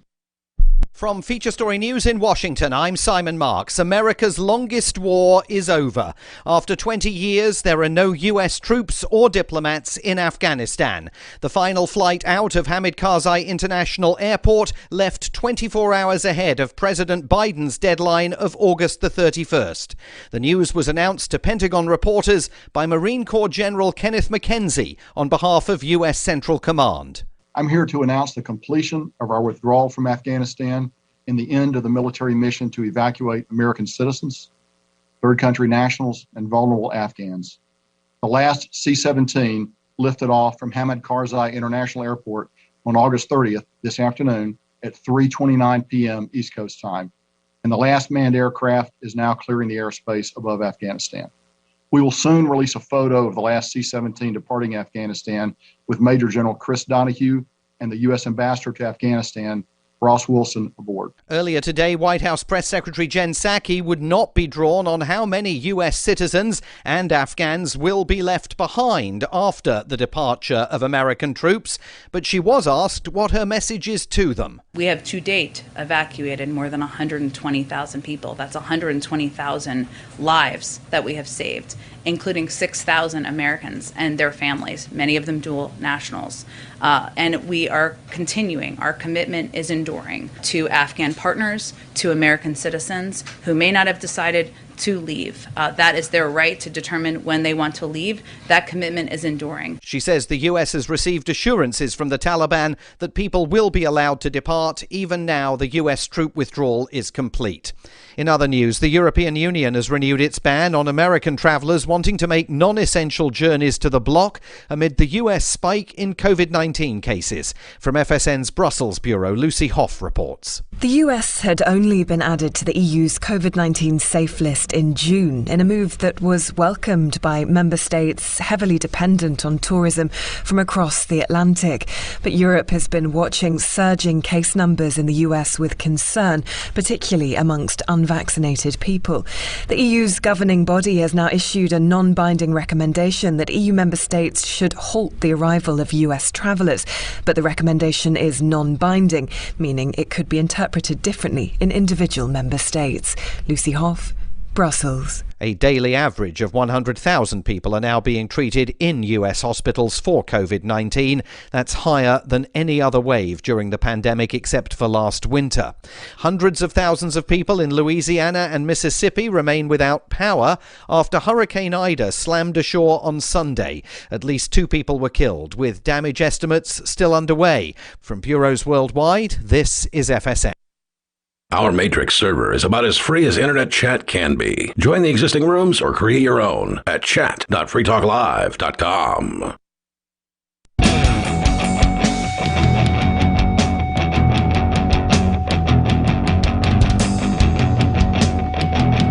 This is Free Talk Live. The number, if you want to join us here, it's 603-283-6160. We're talking about the ridiculous NFT fad. That wasn't my intention, but somehow bringing up the Black Rock Desert and Burning Man led us to that conversation. I can't believe how stupid it actually is. It's getting dumber, actually. It started out as a really kind of silly idea, the idea of buying a digital thing which is inherently copyable.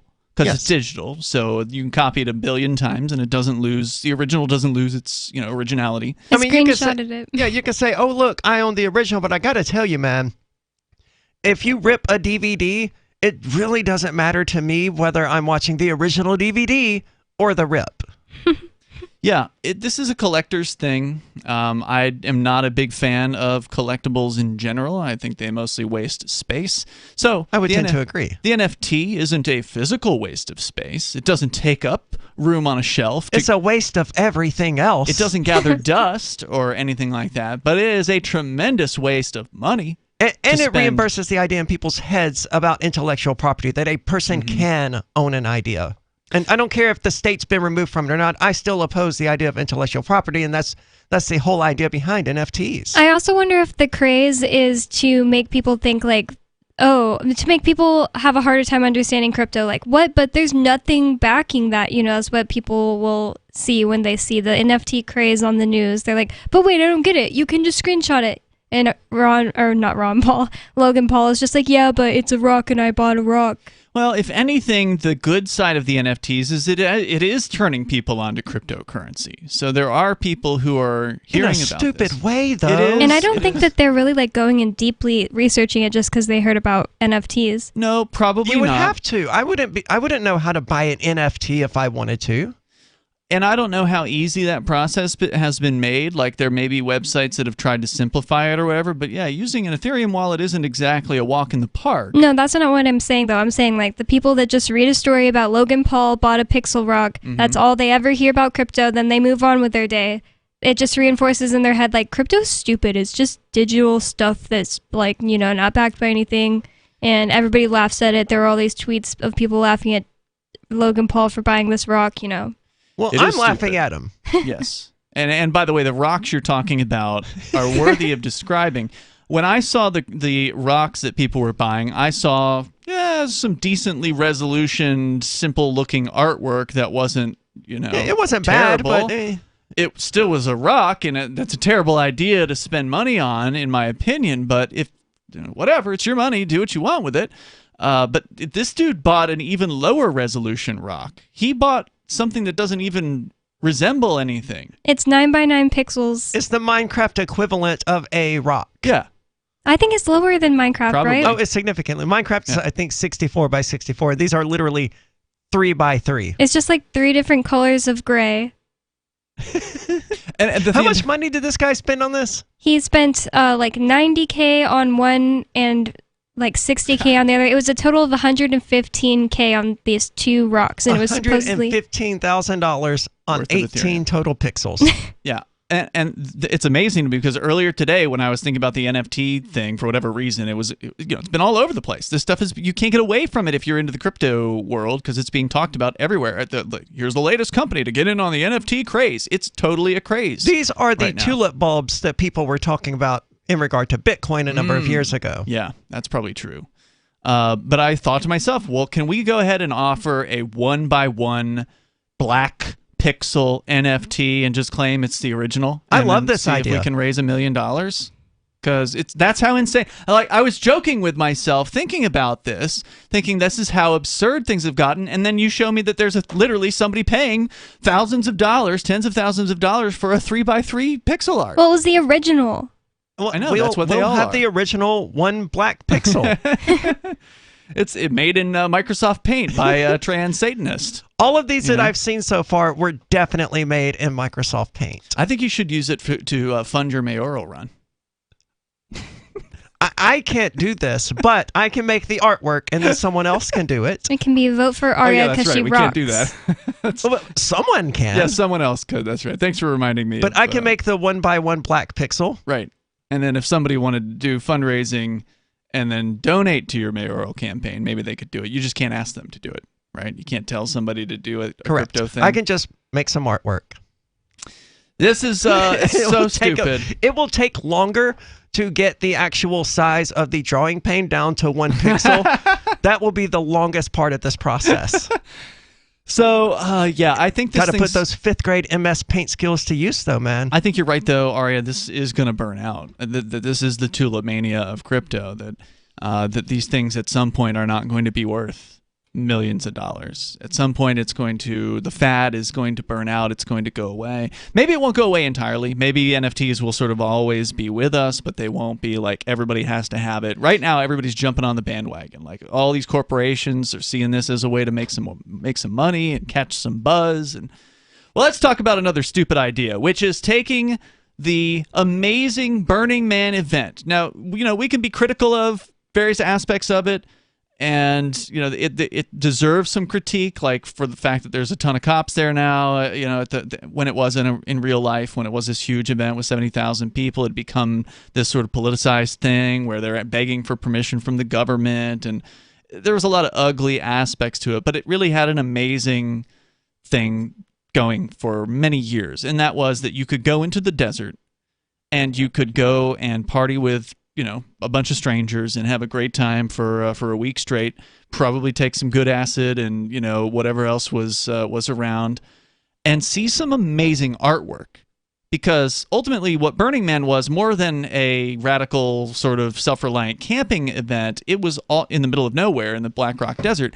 It's also an art exhibit, and the artwork. Again, I've never been, but seeing the photographs. Like the laser art in the sky and that kind of thing?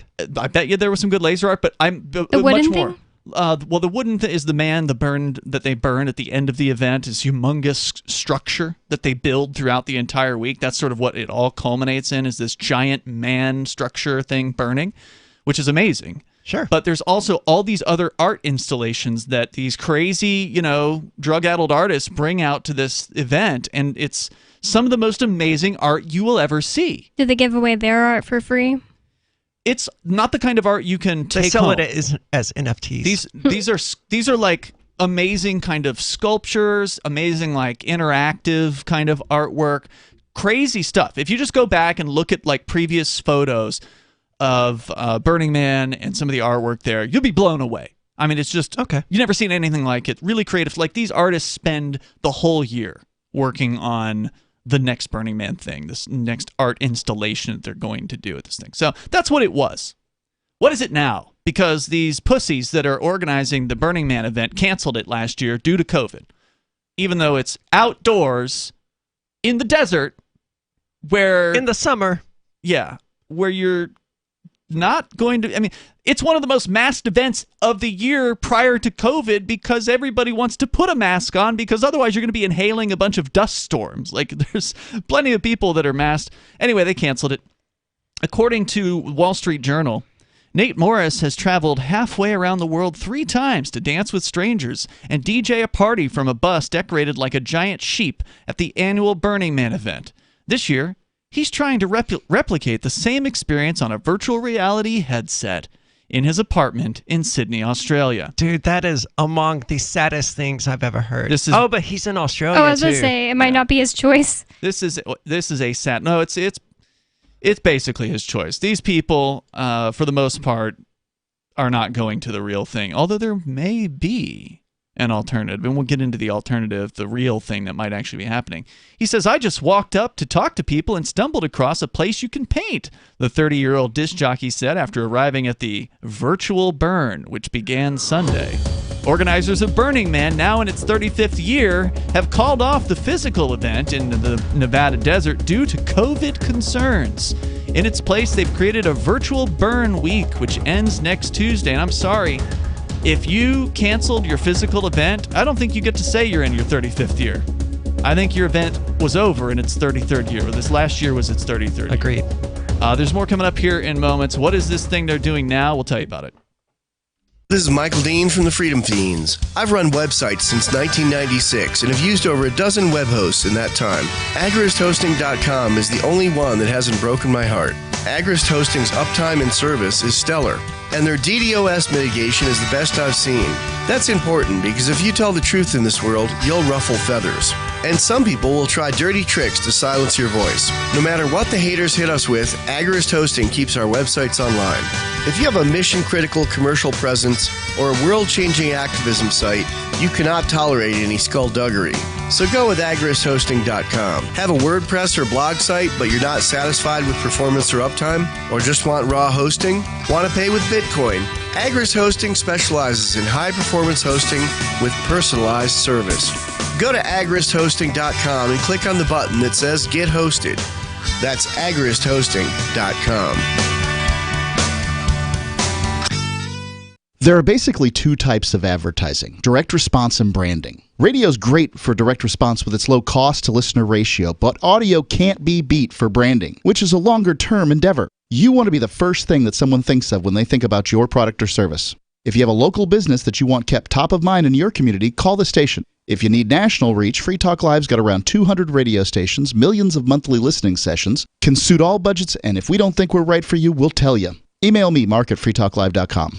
The LRN.FM social media channels have been revamped. We've eliminated Facebook and focused on other platforms like Twitter and Mastodon, the decentralized alternative to Twitter. On our accounts, you'll find posts from multiple LRN.FM show hosts together in one place. Follow us on Twitter at twitter.lrn.fm, or better yet, move to the decentralized Mastodon social media platform at toot.lrn.fm, toot.lrn.fm.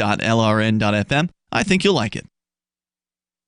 We have some good news. The indictments against Ross Ulbricht in the District of Maryland were dismissed with prejudice, meaning they can never be refiled. This is especially good because those indictments contain the only charge ever made that Ross engaged in murder for hire. This was a serious allegation that Ross Ulbricht denies. It was never prosecuted or ruled on by a jury, but was trumpeted by the federal government and the media as if it were proven fact. The Maryland court held these indictments for almost 5 years, poisoning Ross's case and leaving him under a cloud of unproven allegations. As explained in Ross's appeal to the Supreme Court, the fact that the judge used these allegations to give Ross a draconian sentence of double life without parole violated his Sixth Amendment right to a jury trial. Judges are required to issue sentences based on convictions decided by a jury, not unproven allegations never even charged at trial. Although this is a positive development, the dropped indictment will not set Ross free. Now, a presidential pardon is Ross's only hope of freedom. Sign the petition at freeross.org. freeross.org. There are lots of ways to listen to Free Talk Live. Our podcast has been around since podcasts began, and now the FTL feed is loaded with content besides our full show archives. Did you know that we make it easy for you to customize your podcast subscriptions? We have different feeds, one that includes only our full shows, one with just the Daily Digest, and our main feed that includes everything. You decide what you listen to. It's quick and easy to customize your feeds at feeds.freetalklive.com. That's feeds.freetalklive.com. Looking for a great real estate investment? Consider New Hampshire, which is ground zero for the Liberty Movement. Your first call should be to Mark Worden from Porcupine Real Estate. He's more than just a real estate agent. He's your New Hampshire concierge. Where are the best places to live? Do you want farm, city, the burbs, or forest? Do you want a duplex or multifamily building so that renters pay your mortgage? There are homes in all price ranges in New Hampshire, and Mark can help with financing too. Invest in Liberty and property. Mark Worden can help. PorcupineRealEstate.com. You can stick it to the man and big tech. Join our FTL social mastodon at social.freetalklive.com.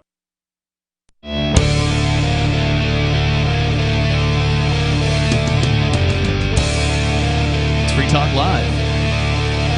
If you want to join us, especially if you've been to Burning Man and you want to comment on the new virtual burn, the lamified, just pathetic alternative that they've come up with for this year, you're welcome to join us. The number is 603-283-6160. That's 603-283-6160. And also want to make sure you know about Intercoin. We told you about it last year. And last year they were still in the development phase, and they still are to some extent, but they're launching globally. Intercoin can help any business and organization launch their own currency or raise money using their own token, and you don't have to get into NFTs or anything lame like that. Now Intercoin.org is launched worldwide, and if there's a token you want to launch or an app you want to build, go to Intercoin.org. Enter your email, and the team will get in touch and learn about your needs. And while you're there, if you want, you can get some Intercoins for yourself. That's Intercoin.org. We're talking about the second year of the virtual Burning Man. They're claiming it's their 35th year, and I'm telling you, this is their no. second year. This is the second year of this event. They no longer, because Burning Man did happen this year, and presumably it's happening this year. Yeah, it's just unorganized. Last year, they're the people who get to claim the Burning Man label at this point. Correct, but it's not the same official Burning Man. It's not the ticketed Burning Man. This is essentially Burning Man now has its own alternative. Their free alternative now. Oh, they have their own Fork Fest. Their own Fork Fest, yeah. Organizers called off the physical event. They could call it Burning Fork and just build a giant fork and then burn it. They should. In the Nevada desert, that's been called off officially, which means no more multi-$100 tickets. And in its place, they've created Virtual Burn Week, which extends or goes through next Tuesday. So it's happening now. Instead of camping in the desert, participants use virtual reality headsets and computer screens to replicate the real event in as much detail as possible, even the hours-long traffic jams. Huh? If there was anything you were going to exclude from this experience, that should have been it. Last week, cyber RVs began lining up at the gate to virtual Black Rock City. How much do these people have to hate themselves to take a virtual RV to a place? I don't know. And then get stuck in virtual traffic. In normal times, a community of camps, pop-up bars, and fanciful art displays rise out of the dust for 1 week every August on a pancake flat playa surrounded by jagged mountains 100 miles northeast of Reno. The virtual burn can't replicate everything about the traditional Burning Man, such as hugs and drinks that flow freely on the desert. The digital world's designers have also taken advantage of the possibilities of virtual reality to create experiences that in the past may have only been possible with the aid of hallucinogens. Hold on, though. I don't want to move on from the virtual reality bus traffic thing. In the 90s, Penn and Teller made a video game that never got released. One of the 3 games on there was Desert Bus, it just simulated the experience of driving from Los Angeles to Las Vegas. And it was painstakingly accurate, and the bus had a little bit of a left drift to it, so had to actually... You couldn't just set the controller down and let it happen. Right. And it literally was a 9-hour or whatever. It was a real-time experience. And they did it because they wanted to make the worst game ever. Wow. And these people are voluntarily choosing, basically, to play Desert Bus. So they can feel, better about themselves for not putting anybody at risk. Yeah. And then they show you a couple of images of the virtual playa. And I'm going to show you now. Having shown you during the break, I pulled up because you guys didn't know a whole lot about Burning Man. You hadn't seen any of the artwork, and I was gushing to some extent. As somebody who has never been to a Burning Man, but only have seen the photographs, I imagine these art installations are even more amazing in person. But they'd have to be. The photographs were stunning, right? Like you saw some of these things; they're absolutely incredible. And now here is the vision of the playa. Now describe what you are seeing here in this image for our radio listeners. It's very low quality. It's not good. It looks like a bunch of iPhones circled around each other and stacked up on top of one another. Yeah, this is presumably one of the art exhibits. You can see in the background the man, that image. Yeah. That is sort of a digital representation of what the man did kind of look like. It's kind of insulting to call that virtual reality when, Skyrim looks better than this. Yeah. What's lame about that is just it's probably a lot easier to make those sculptures on a digital computer thing on a computer and to actually make them in real life and have them giant in the desert and actually see that as a totally different thing. Where did they get the wood? They truck it in. Okay. I mean, they got to. They probably show up a few days early, truck in all the stuff that they need, and they spend the whole week building the man that they then ultimately set on fire at the culmination, the last night of the event. Can I ask, are you, so do the people of this event call it the playa, and it's not normally called a playa? That's stupid. No, I believe playa? It is called the playa. Wait, it's just, that's the natural word for this landmass that is in the desert, because a playa is Spanish for beach. That's stupid. Well, the playa. I don't know. I don't know the history of the I just think the these people nomenclature. seem, stuck up. Well, there's a whole different crowd that attends these events, right? So some people are probably stuck up. Some of them probably just want to go have a good time. If you're calling the desert the playa just because you're saying it's the playa, that's stupid. Just make it sound magical. It's literally just Spanish for beach. It's a pretty magical event. I don't know Spanish, but could it be that playa is used more colloquially to mean like sandy area or something? It could be. No, it's vamos a la playa. A mí me gusta bailar.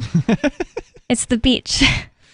Yeah, like I said, I don't know what the vernacular or the wording, the history of the word. Regardless, just to kind of look at what they're doing here, your point is correct, though, Bonnie, at least on the point that making a digital piece of art if you mess up, you just hit the delete button, hit undo. No big deal. Whereas making a physical piece of art is a totally different process, and then trucking it out to the desert and setting the thing up and all of that. And here it's just they're drastically not the same. different experiences, and they require drastically different skill sets. Yeah. One of these artists making these sculptures, fantastic artists. You set them in front of a computer with a draw pad. They're not going to be able to do the same thing. Do you see this? Let me continue with the article here from the Wall Street Journal. Do you see this porta potty in front of us? Andrew Barrett, creator of some of the virtual worlds, asked during a tour of a virtual burn last week as a large blue image of the receptacle came into view. If you look up, there are all these porta potties with art inside. What? I don't want to see that art. Thank you. Replicating things that are unnecessary, right? Like if you're gonna do something virtual, do something that you can't do in real life. Yeah, porta potties. There's a reason they don't put like outhouses in World of Warcraft, right? That your character has to stop at every 3 hours. Organizers say the purpose of Burning Man is to build a city out of thin air where participants live in a utopian society that follows principles of decommodification or avoiding all money transactions and radical inclusion. Art and music are featured draws, so are nudity and sex. The event has ballooned to tens of thousands of people. Not now. Each year, the organizers pick an art theme. This year's is The Great Unknown. They're having virtual sex. I sure hope not. It wouldn't surprise me. That's gross. There are new rules of etiquette. Although there's no official orgy dome, responsible community members can create adult-only events, reads a notice on the website of BRCVR, an online community which helped build many of the virtual worlds. Virtual burners can create an avatar that can walk, fly, and even teleport via headset and controllers, although not Those always. were good additions. Being able to fly and teleport and that kind of stuff. Yeah, that's a good idea. Remove the tedious aspects of traveling from point A to point B. Right. But that conflicts with how they included the traffic jams and the porta potty. So they sound very confused. He's coming from Australia, the guy who's writing this. So did he have to get in a plane and fly for 23 hours or whatever to the United States? No, obviously not. Virtual reality. Although not always successfully, you're sort of falling a little to the right, Barrett warned a visitor whose flying avatar with a ball cap approached a digital art piece a bit off kilter. The first virtual burn in 2020 was pulled together in a month and experienced some technical glitches. People couldn't figure out how to enter its multiple digital worlds. Quote, "We've improved on the technology because we've had a year and a half," said Colette Crespin, the director of virtual experiences for Burning Man Project. So they had no intention of bringing the event back. The climax of the event, as the real one, is the torching of a giant wooden effigy, the Burning Man. This year it will take place on September 4th, both digitally and in real life at an undisclosed location from which it will be live streamed. Nice. Yeah, except they're not telling anyone where it is, so you don't get to go see it in real life. The Burning Man people are behind the actual Burning Man people are doing that. They're going to build an actual man somewhere. So they didn't have time to do it last year. So this year they're going to build the actual man somewhere, and they're not going to announce where it is, and they're going to burn that. I Then imagine what's you could the go point? Oh, people aren't going to be allowed to attend. It's a secret location. It's just going to be live streamed, but people aren't going to be allowed to. So it will have none of the awe, none of the overwhelming amazement of watching this humongous structure. Yeah, because anyone can watch it online from the previous years. Sure, yeah, there's videos of the man being burned. There's more coming up here. 603-283-6160. But the good news is, some people are going to the desert anyway. They said, you know what, we don't need permission, we don't need tickets, we're going to go have our own burn. More coming up.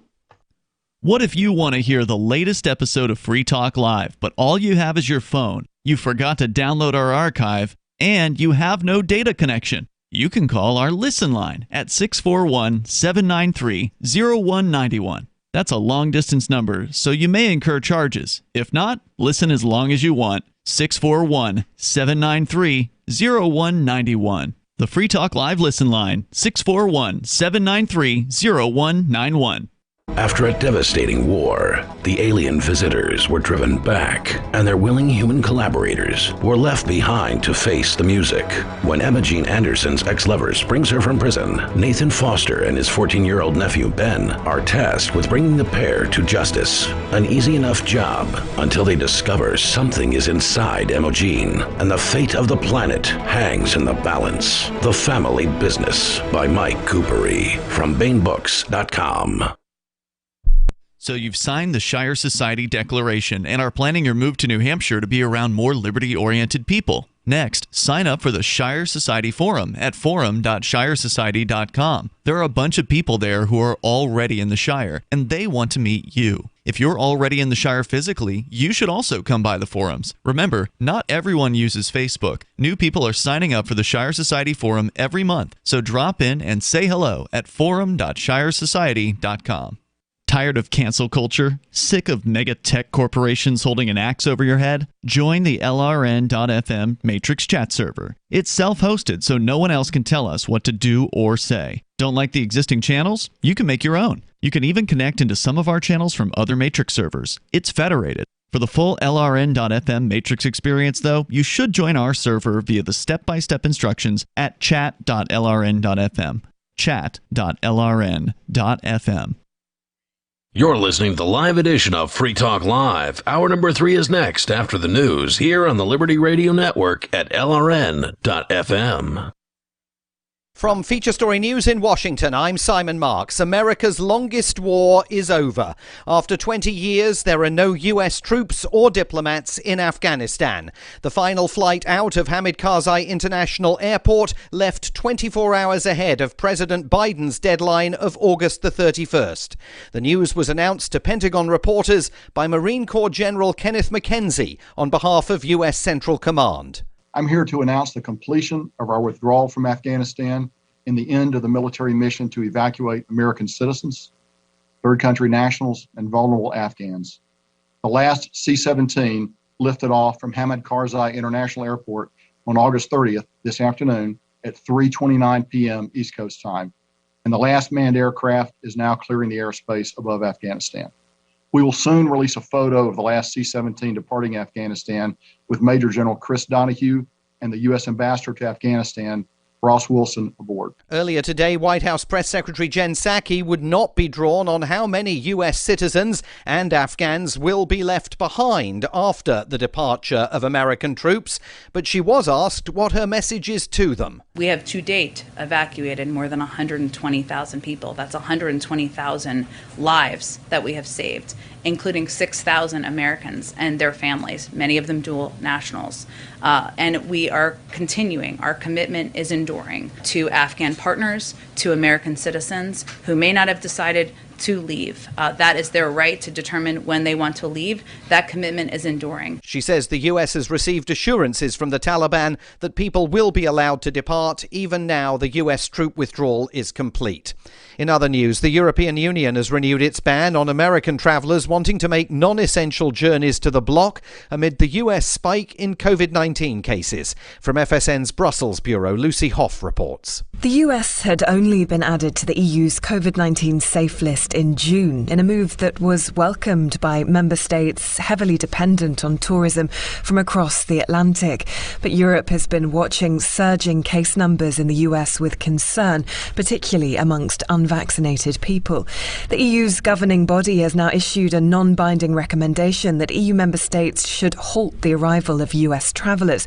But the recommendation is non-binding, meaning it could be interpreted differently in individual member states. Lucy Hoff, Brussels. A daily average of 100,000 people are now being treated in US hospitals for COVID-19. That's higher than any other wave during the pandemic except for last winter.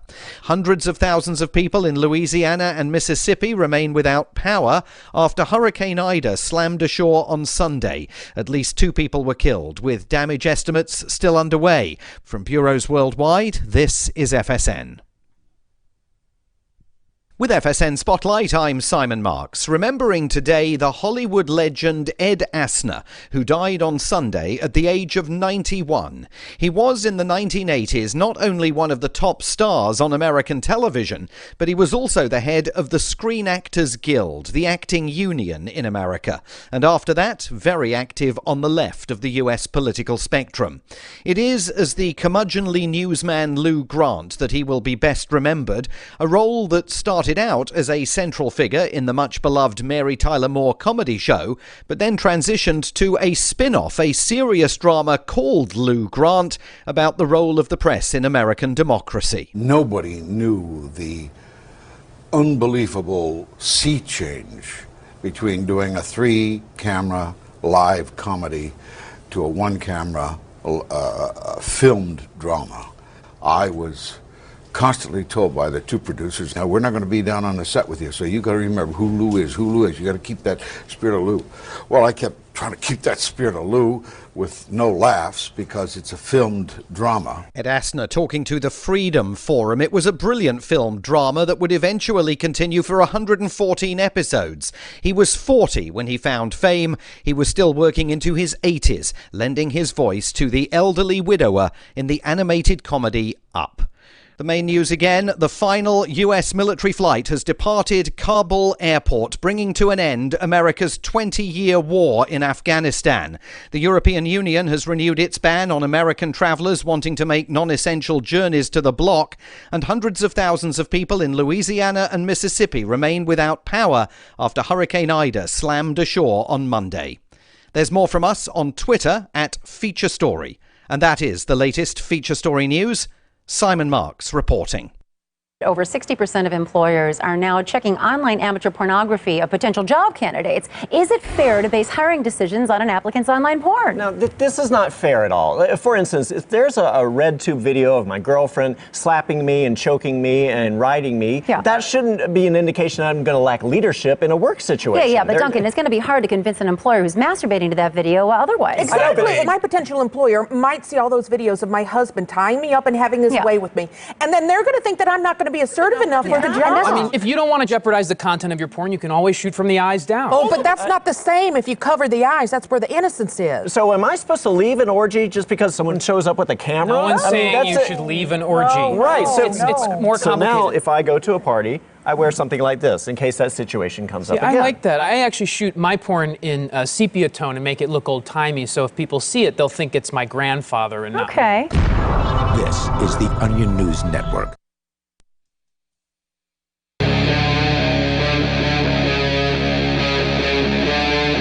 Free Talk Live.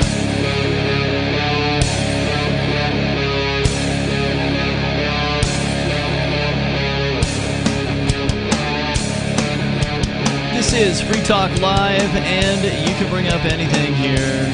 Kicking off the third hour of the program. The number is 603-283-6160.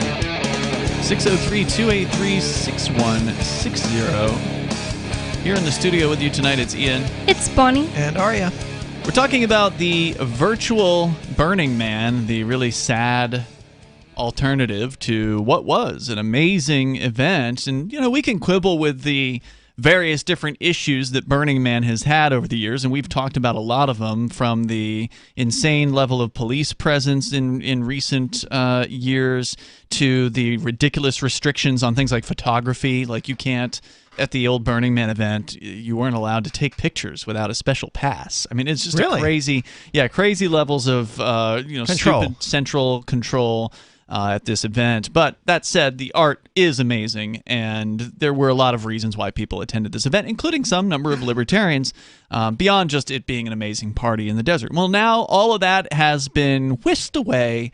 The people, the hardcore liberals, statists that run Burning Man decided to cancel it last year and replace it with a last-minute decision with a virtual event. And as they point out in this Wall Street Journal article about this, they didn't have a whole lot of notice last year, so they didn't have a lot of time to put something together. But so last year's virtual event was even lamer than this year's? Well, I haven't been inside this year's. I did attempt to just kind of see what it was like so I could speak about it on the radio last year, and it was pretty lame. This year, I expect it'll be similarly lame. I mean, we've seen some of the images so far from, at least that the Wall Street Journal is showing here, and the art installations in real life are shocking and awe-inspiring and just amazingly talented that you can see. That's essentially what Burning Man is. It's a week-long art exhibit with, likely some psychedelic drugs mixed in and all kinds of weird experiences and times. They definitely went through a lot of trouble for this when they really could have just built a Minecraft server for Burning Man, called it the Burning Man Minecraft server, and you could, because people have made some pretty amazing art in Minecraft, more amazing than anything I've seen from this virtual event that you showed me a little while ago. Yeah, it doesn't look that much better than Minecraft either. It's not anything that's going to be jaw-dropping or whatever. I mean, it's pretty basic virtual reality graphics. Yeah, it really is. But nonetheless, the lamos who get excited about a virtual dance party in from their local theater or whatever, that's what happened here in Keene, New Hampshire last year. The local theater in downtown Keene had a virtual dance party, and it was at that point that I decided we need to throw a real dance party. This was and we did. One of the reasons why we did Quarantine at the end of the year for our New Year's event. And you know what? It was a great party. There was real dancing. Yeah, there really no one was at home dancing alone with their cats, live streaming it to other people dancing with their cats or whatever they were doing. I can't imagine even pretending that would be fun. That would just be so sad. Yeah, it would make me want to kill myself. I've never even gotten the appeal of like video sexting. I would never want to do that. Be Me like, neither. that's weird. But Daisy Shaw, a horse trainer from Manchester, England, stayed up all night last year to watch the burn on a VR headset and plans to do the same thing again this year while her fedora-wearing avatar stands on the digital playa. Of course, the avatar is wearing a fedora. Did you make that up? Did you insult her?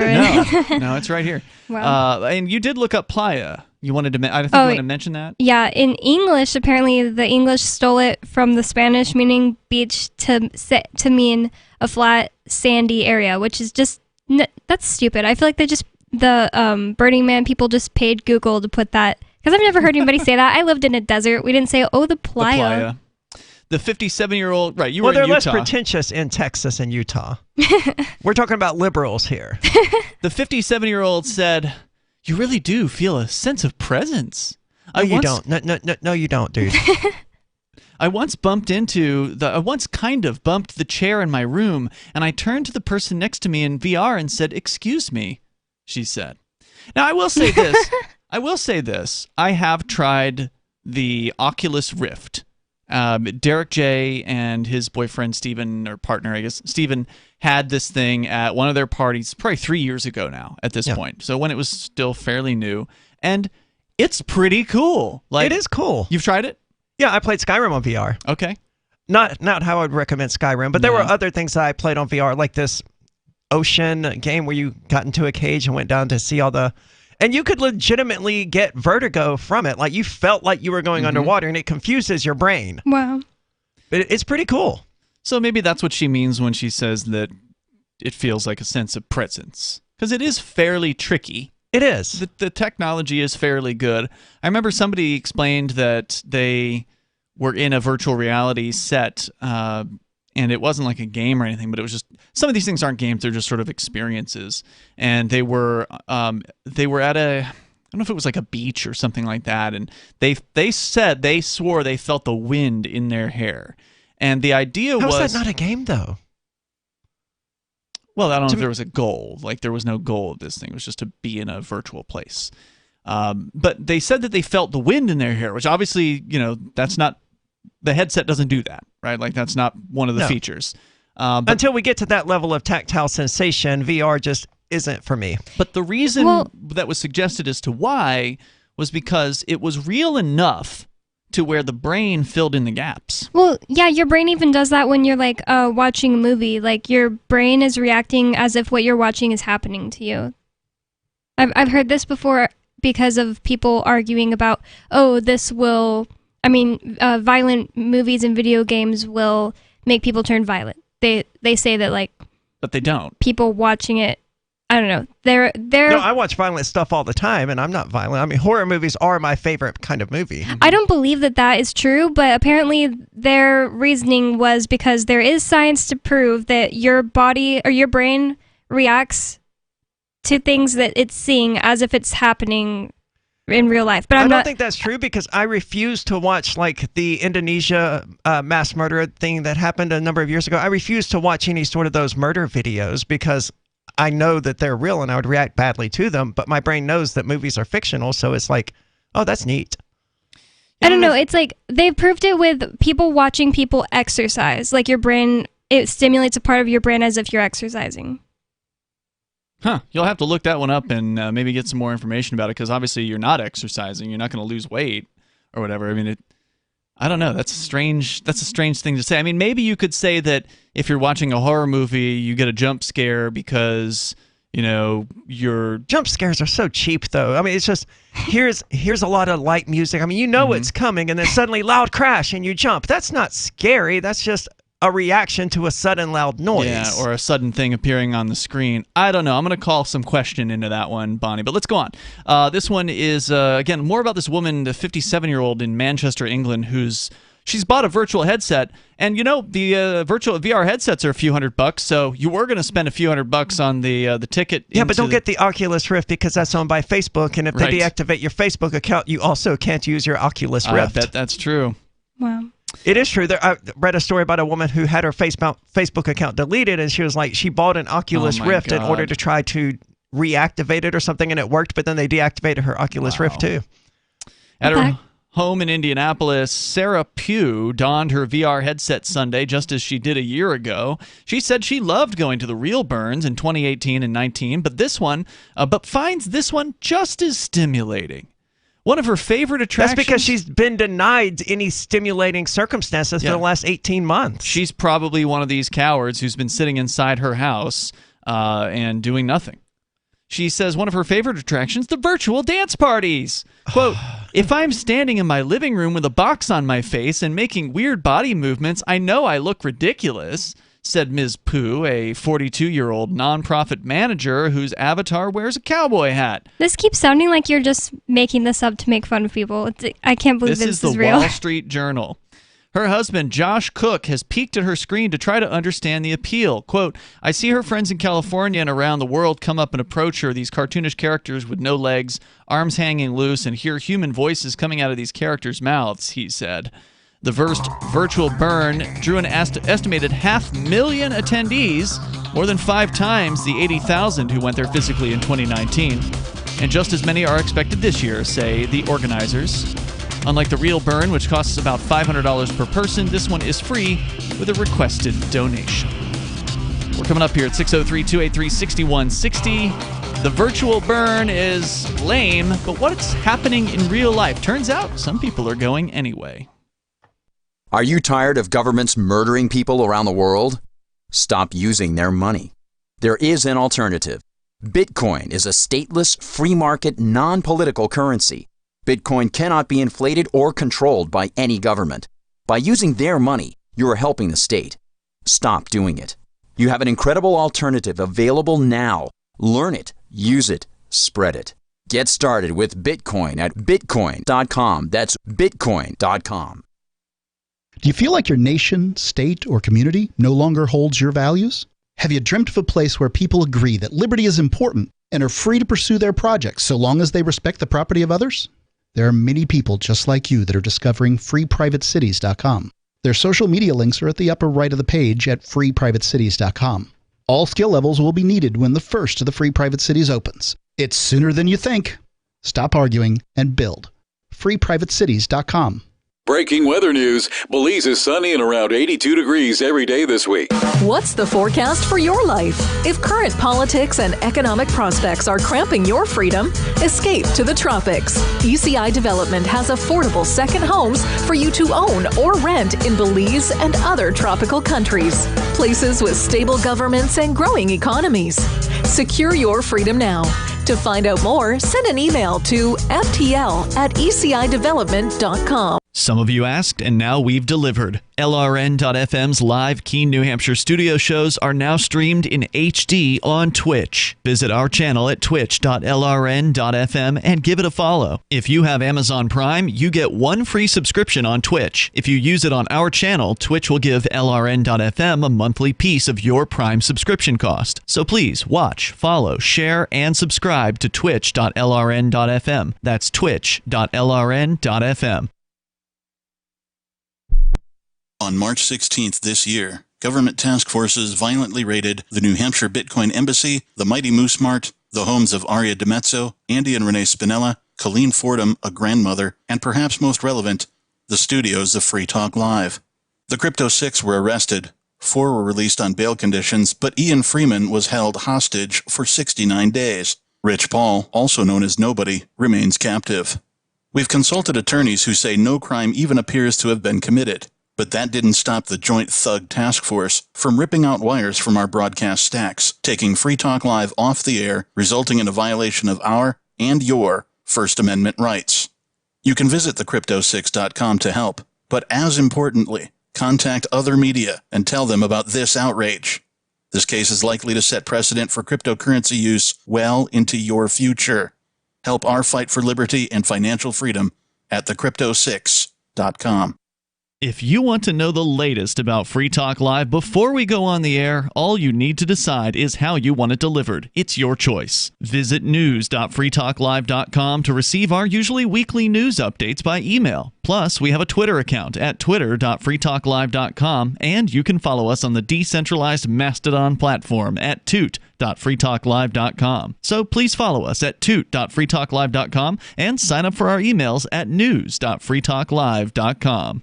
The new 4th edition of Healing Our World, The Compassion of Libertarianism, will take your understanding of liberty to a deeper level and has over 1,300 updated references, new cartoons, and a foreword by Dr. Ron Paul. With discounts for multiple book purchases, the 4th edition of Healing Our World is a great gift for the liberals, pragmatists, environmentalists, and Christians in your life who think libertarianism is cold-hearted. Get yours today at healing.freetalklive.com and use promo code FTL for a $5 discount.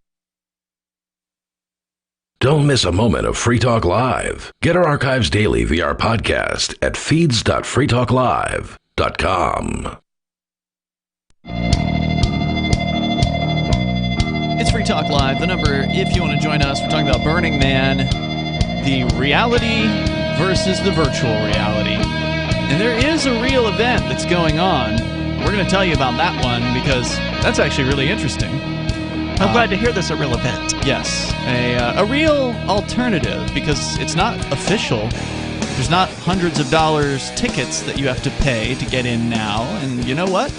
That's the way it ought to be. That's the way it started. That is. And we'll tell you more about it coming up here with you in the studio tonight. It's Ian. It's Bonnie. And Aria. Don't forget, you can join us online. Head over to freetalklive.com. We have a bunch of cool features there, and you can enjoy them. You can enjoy them for free because that's the way a good website should be as well. At freetalklive.com, archives that go back for many years over there. Once again, that's freetalklive.com.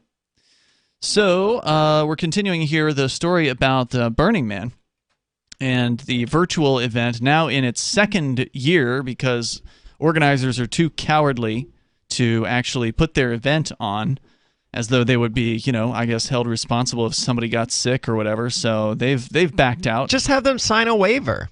Yeah. Well, hey, look, by attending, I recognize that I'm attending a festival with possibly 70,000 people and someone might get me sick. Yeah, you know what? Prior to that, it was already a potentially deadly event. You're going into the desert. Yeah. In a place where it's not particularly hospitable in any way, shape, or form, and you're attempting to live there for a week. So I suspect that over the years, people have died at Burning Man. You put 70,000 people together for a week, there's a good chance somebody's going to have a heart attack. There's a good chance somebody's going to get really ill and possibly die. That's just going to happen. But anyway, they canceled their thing. They're doing an online event, and it's really lame looking, at least from the photos online. I have not attempted to log in and see it for myself. I did last year, and it was like, ho-hum, another virtual reality world. And there's a ton of these things out there. This technology is coming And a lot of it's coming, and it's going to get more popular over time. But we've had virtual reality systems for more than a decade. I mean, not Half-Life. The Second Life happened in the mid-aughts, 15 years ago or whatever, and that thing's still going. And now there's... It was like an online Sims sort of thing, wasn't it? Yeah, you could kind of like build your own hangouts, and people could come in there, and they have their little VR guy that you can customize and make look what you want and wear different clothes or whatever. And Animal Crossing, the one that they came out with for the Switch, where you can have your island and other players can visit your island. And can you talk to them? I think so. In a very limited way. I've actually played it with another co-host of the show, Richie Rich, but the interactions are like waving and stuff like that. So that is limited, but in a like true VR setting, you can speak usually, or you can type or whatever, and so you can interact with people in that way. There's other ones now that are more modern, with better graphics, but even Second Life is still going. We talked the other week about Decentraland, which is an actual decentralized cryptocurrency based thing. So the old downside to Second Life was Second Life uses their own currency, in-game currency, which is tied to the dollar. And Decentraland is using a cryptocurrency called Mana. And so it's a totally different setup, and it's very, very interesting for those that are into that sort of thing. So these things are coming, and they're going to be big. But to replace a real-life event with the amazing artwork that Burning Man has had over the years with virtual reality, I'm sorry. Watching No, they're live streaming the effigy this year, and to me, that's the perfect example of There's going to be a real burn of the man, the wooden creation, the structure that they burn at the end of the Burning Man event, and there's going to be a virtual burn. So you can either watch the video stream from a secret location of the actual burned man, or you can watch the lamer. I don't know which one's lamer. That's a good question. It looks pretty lame in virtual reality. I mean, imagine them setting the virtual reality one on fire. That's going to be pretty pathetic looking. Yeah, but so is a live stream of the actual one. Maybe the actual one's going to be held in Paris Hilton's backyard, so she can just walk out there and watch it. Somebody's putting it somewhere, and they're not telling you where it is. I imagine the elites of maybe Paris. Maybe it's happening at Oak Grove, or what's it called? Not Oak Grove, where they burn the owl. Ooh, I doubt that. That's for the political elites. I'm just kidding. But what's that called? Bohemian Grove. Bohemian Grove. There we go. Yeah. That's for political elites. This is for, I imagine, only the people who are organizers of Burning Man. Anyway, the Wall Street Journal article is all about talking about... So the about, organizers still get to have a Burning Man. Yes. Yep. But the other people, you get to have a lesser version of it.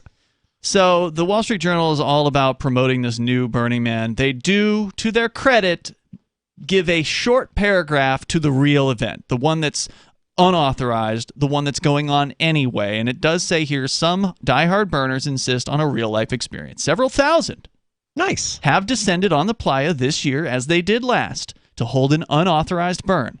Those virtual people, quote, those virtual people have their conclaves and groups, and that's cool, said Larry DiVincenzi, a bar owner in Reno who's decamped to the playa 100 miles away.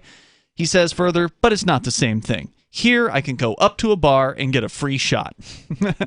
Mr. Morris, and that's it. That's all they put in there about the real-life event. But luckily, Vice is covering it in some detail, so we'll share that with you. But the last bit of this story, it goes back to the lameness.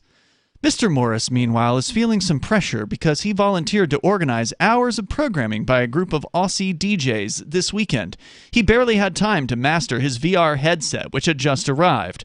There's a little bit of nervousness, he said, who joined the first day of the burn in 2 dimensions using his laptop. He and thousands of others encountered an hours-long delay getting in Sunday after the organizers programmed a rainstorm to replicate one a few years ago that left the playa a mess. Huh? Why would they do that? That's so lame. I don't understand. It's just like, why are you programming a rainstorm? Why are you programming a traffic jam? Why are you programming porta potties? These are 3 things that they mentioned in this article, as though it's like, ooh, it's the real virtual experience. We're trying to replicate. No, if you're going to do something virtually, you do things you can't do anywhere else. Imagine you're in New Orleans right now trying to virtually go to Well, they don't The have playa. internet or electricity. Yep, the entire electrical grid in New Orleans is down right now. I actually had an update from my friend in Louisiana. He lives in St. Charles, but I asked him how everybody's doing, or how Louisiana's doing, and he said that in St. Charles it was fine, just superficial damage or whatever, but nothing bad. In New Orleans, it was pretty bad, but not as bad as Katrina because it didn't flood. But he said people can't come and go because they're closing down the roads because of down power lines and stuff like that. So it'll take a few days for people to get out. Yeah, the entire power system is completely down. Whatever the lines that were coming into the city were completely taken down. So the whole city is in a blackout. So even though the flooding may not be as bad as it was years ago, the power outages sound like they're way worse. And that's going to lead to looting, and that's going to lead to violence because, lights actually keep violence at bay. They found that out in Great Britain. They found out that putting in a ton of CCTV cameras didn't do jack to stop people from getting robbed and beaten, but putting in a street light really actually does a lot.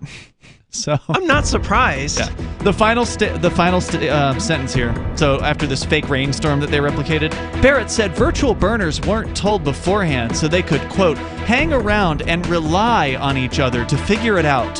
Radical self-reliance. Do you think he said that with a straight face? I think he probably did. About dealing with a virtual rainstorm? Really? That's how pathetic this is. More coming up here in moments. This is Free Talk Live. You can join us. Carl Watner, longtime proponent of a voluntary society, died last December. You may have seen his articles published on his website, voluntarist.com, in his newsletter, The Voluntarist, the Mises Institute, or elsewhere over the last 40 years. His newest book, I Must Speak Out, Volume 2, The Best of the Voluntarist, is now available via Liberty Under Attack Publications. This 430-page second volume spans the years of 2000 through 2020 and includes articles by Carl Watner, Hans Hermann Hoppe, Carl Hess, Benjamin Tucker, George H. Smith, Lysander Spooner, Pete Eyre, Joyce Brand, and many others. I Must Speak Out is for the newly initiated, the veteran voluntarist, or anywhere in between. Buy the book now at libertyunderattack.com/voluntarist. For more great content on building a voluntary society and for Carl's extensive archives, check out voluntarist.com. From Feature Story News in San Francisco, I'm Ira Spitzer. After 20 years, America's longest war is over. The Pentagon has confirmed that the last U.S. military planes have left Afghanistan 24 hours before President Biden's August 31st deadline. FSN's Nina Maria Potts has the latest from Washington. The U.S. military has flown its last flights out of Afghanistan, completing its withdrawal from the country after 2 decades of war. The head of U.S. Central Command, Marine Corps General Kenneth McKenzie, says America evacuated some 123,000 civilians during one of the most complex evacuation efforts in history. It's important to understand that within 48 hours of the NEO execution order, the facts on the ground had changed significantly. We had gone from cooperating on security with a longtime partner and ally to initiating a pragmatic relationship of necessity with a longtime enemy. Heavy gunfire has been reported in the Afghan capital, Kabul, amid reports that the Taliban has been celebrating.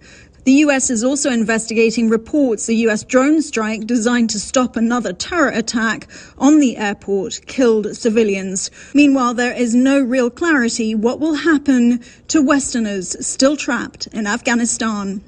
U.S. Secretary of State Antony Blinken then announced that the U.S. Embassy in Afghanistan has closed, American diplomats have left the country, and that diplomatic efforts would continue from a different country, Qatar. As of today, we've suspended our diplomatic presence in Kabul and transferred our operations to Doha, Qatar. We will use this post in Doha to manage our diplomacy with Afghanistan, including consular affairs, administering humanitarian assistance, and working with allies, partners, and regional and international stakeholders to coordinate our engagement and messaging to the Taliban. America's top diplomat also confirmed that as many as 200 Americans are likely still in Afghanistan. We believe there are still a small number of Americans, under 200 and likely closer to 100, who remain in Afghanistan and want to leave. We're trying to determine exactly how many. Search and rescue efforts are continuing in the U.S. state of Louisiana following Hurricane Ida, which made landfall as a Category 4 hurricane on Sunday, exactly 16 years after Hurricane Katrina brought widespread devastation to the region. Well, the city of New Orleans fared far better during this storm due to a rebuilt levee system.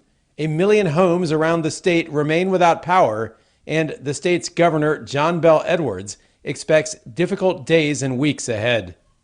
I can't tell you when the power is going to be restored. I can't tell you when all the debris is going to be cleaned up and repairs made and so forth. From Bureaus Worldwide, this is FSN.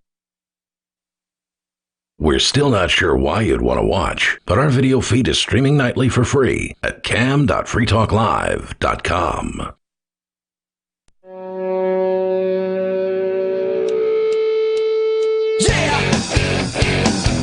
This is Free Talk Live. The number, 603-283-6160. Especially if you're a burner. You're somebody who's been to Burning Man in the past, and you want to comment, you want to weigh in on this new virtual Burning Man, which looks like one of the lamest things you could possibly do online. I mean, there are so many great things you can do online. Yeah. This is not one of them.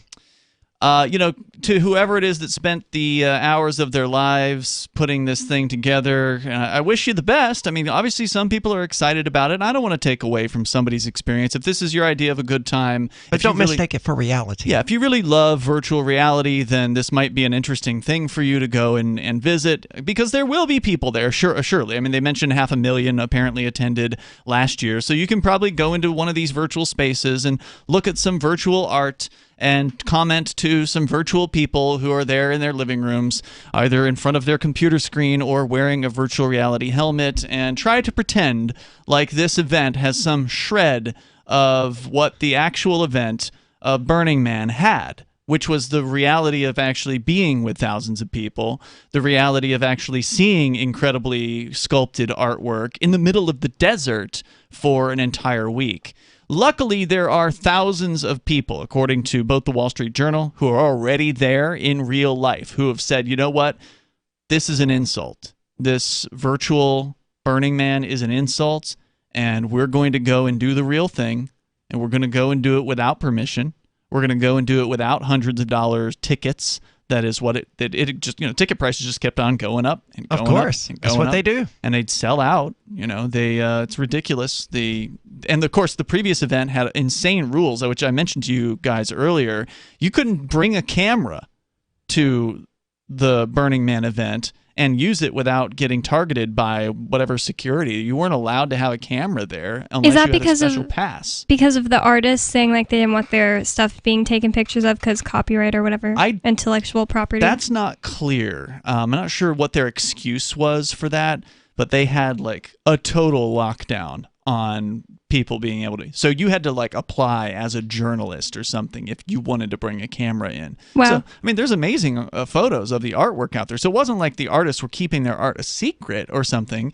And it wasn't as though the artists were demanding payment for the people that were taking the photos. But for whatever reason, the Burning Man, collective or whoever the hell it was that's behind this event, they're a bunch of control freaks. Well, sounds like it. That's weird because that's like half or more of the reason that people go out sometimes is like just to take a picture of themselves in the club and a picture of their outfit in the club, Absolutely.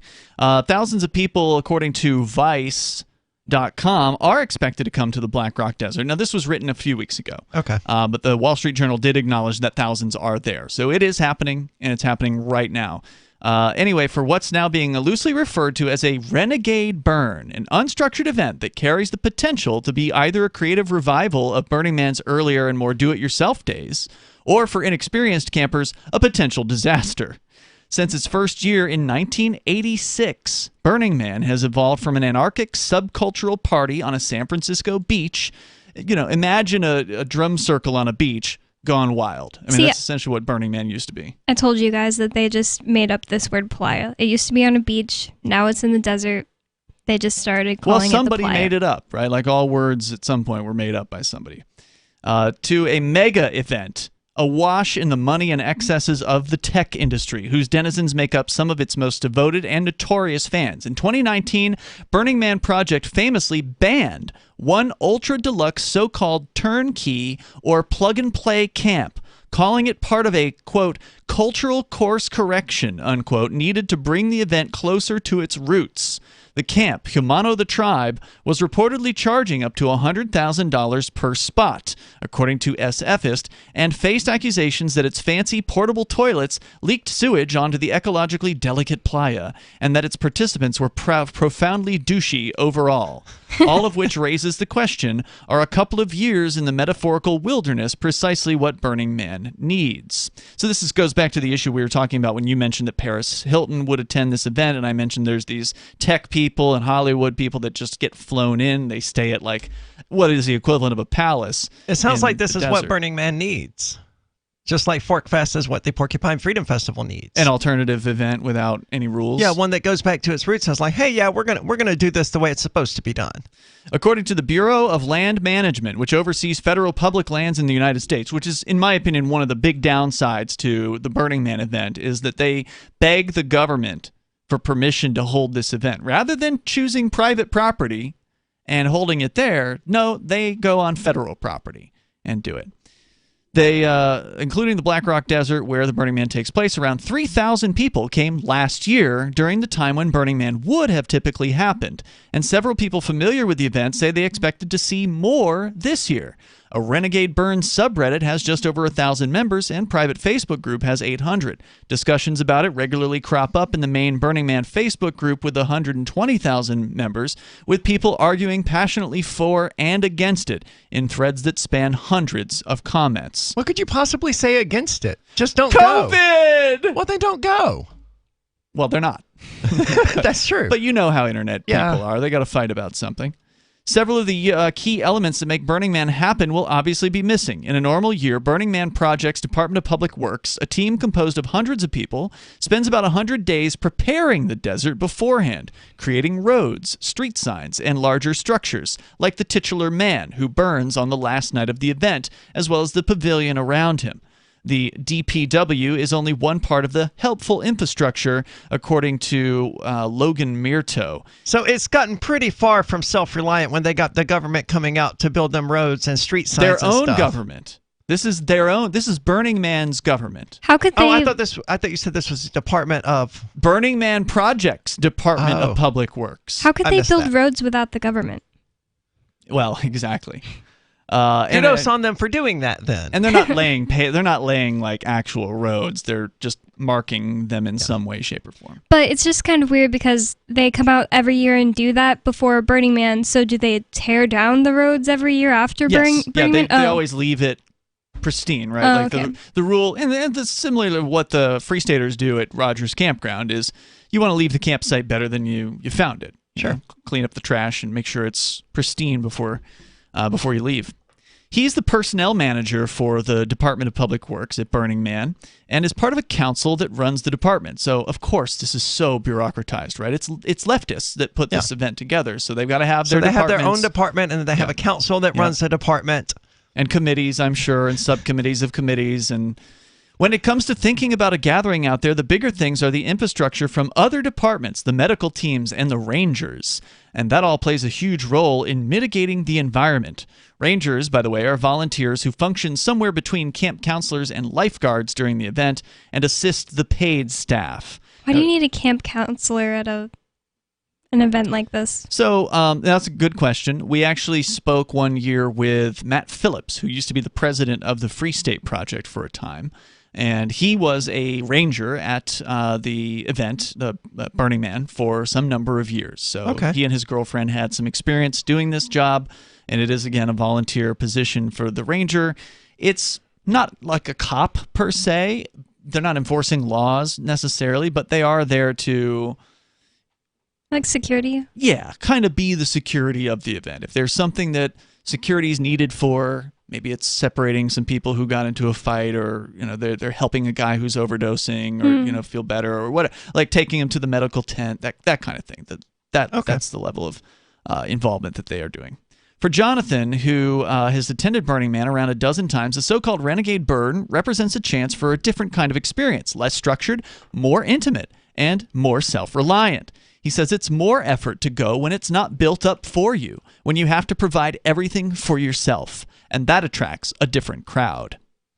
And you know what? That sounds like what Burning Man was supposed to be, based on the things that I've read about the event over the years, the way it was originally created, and it has become this sort of bureaucratized thing. And now it's virtual only. No, this is an alternative. You mean the official event? Yes. The official event. But the real thing sounds like it's so much better than recent years. Like, I was kind of interested in going to Burning Man, but then all the cops and all the bureaucracy and all the rules was a real turnoff. This one sounds much more interesting. More coming up here in moments. You can join us. It's Free Talk Live. Have you been to these things? Fact. The new NSA data center in Utah requires 1.7 million gallons of water every single day to operate. Billions of Fourth Amendment violations need massive computers and the water to cool them. That water is being supplied by the state of Utah. Fact. There's absolutely nothing in the Constitution which requires your state to help the feds violate your rights. Our message to Utah: turn it off.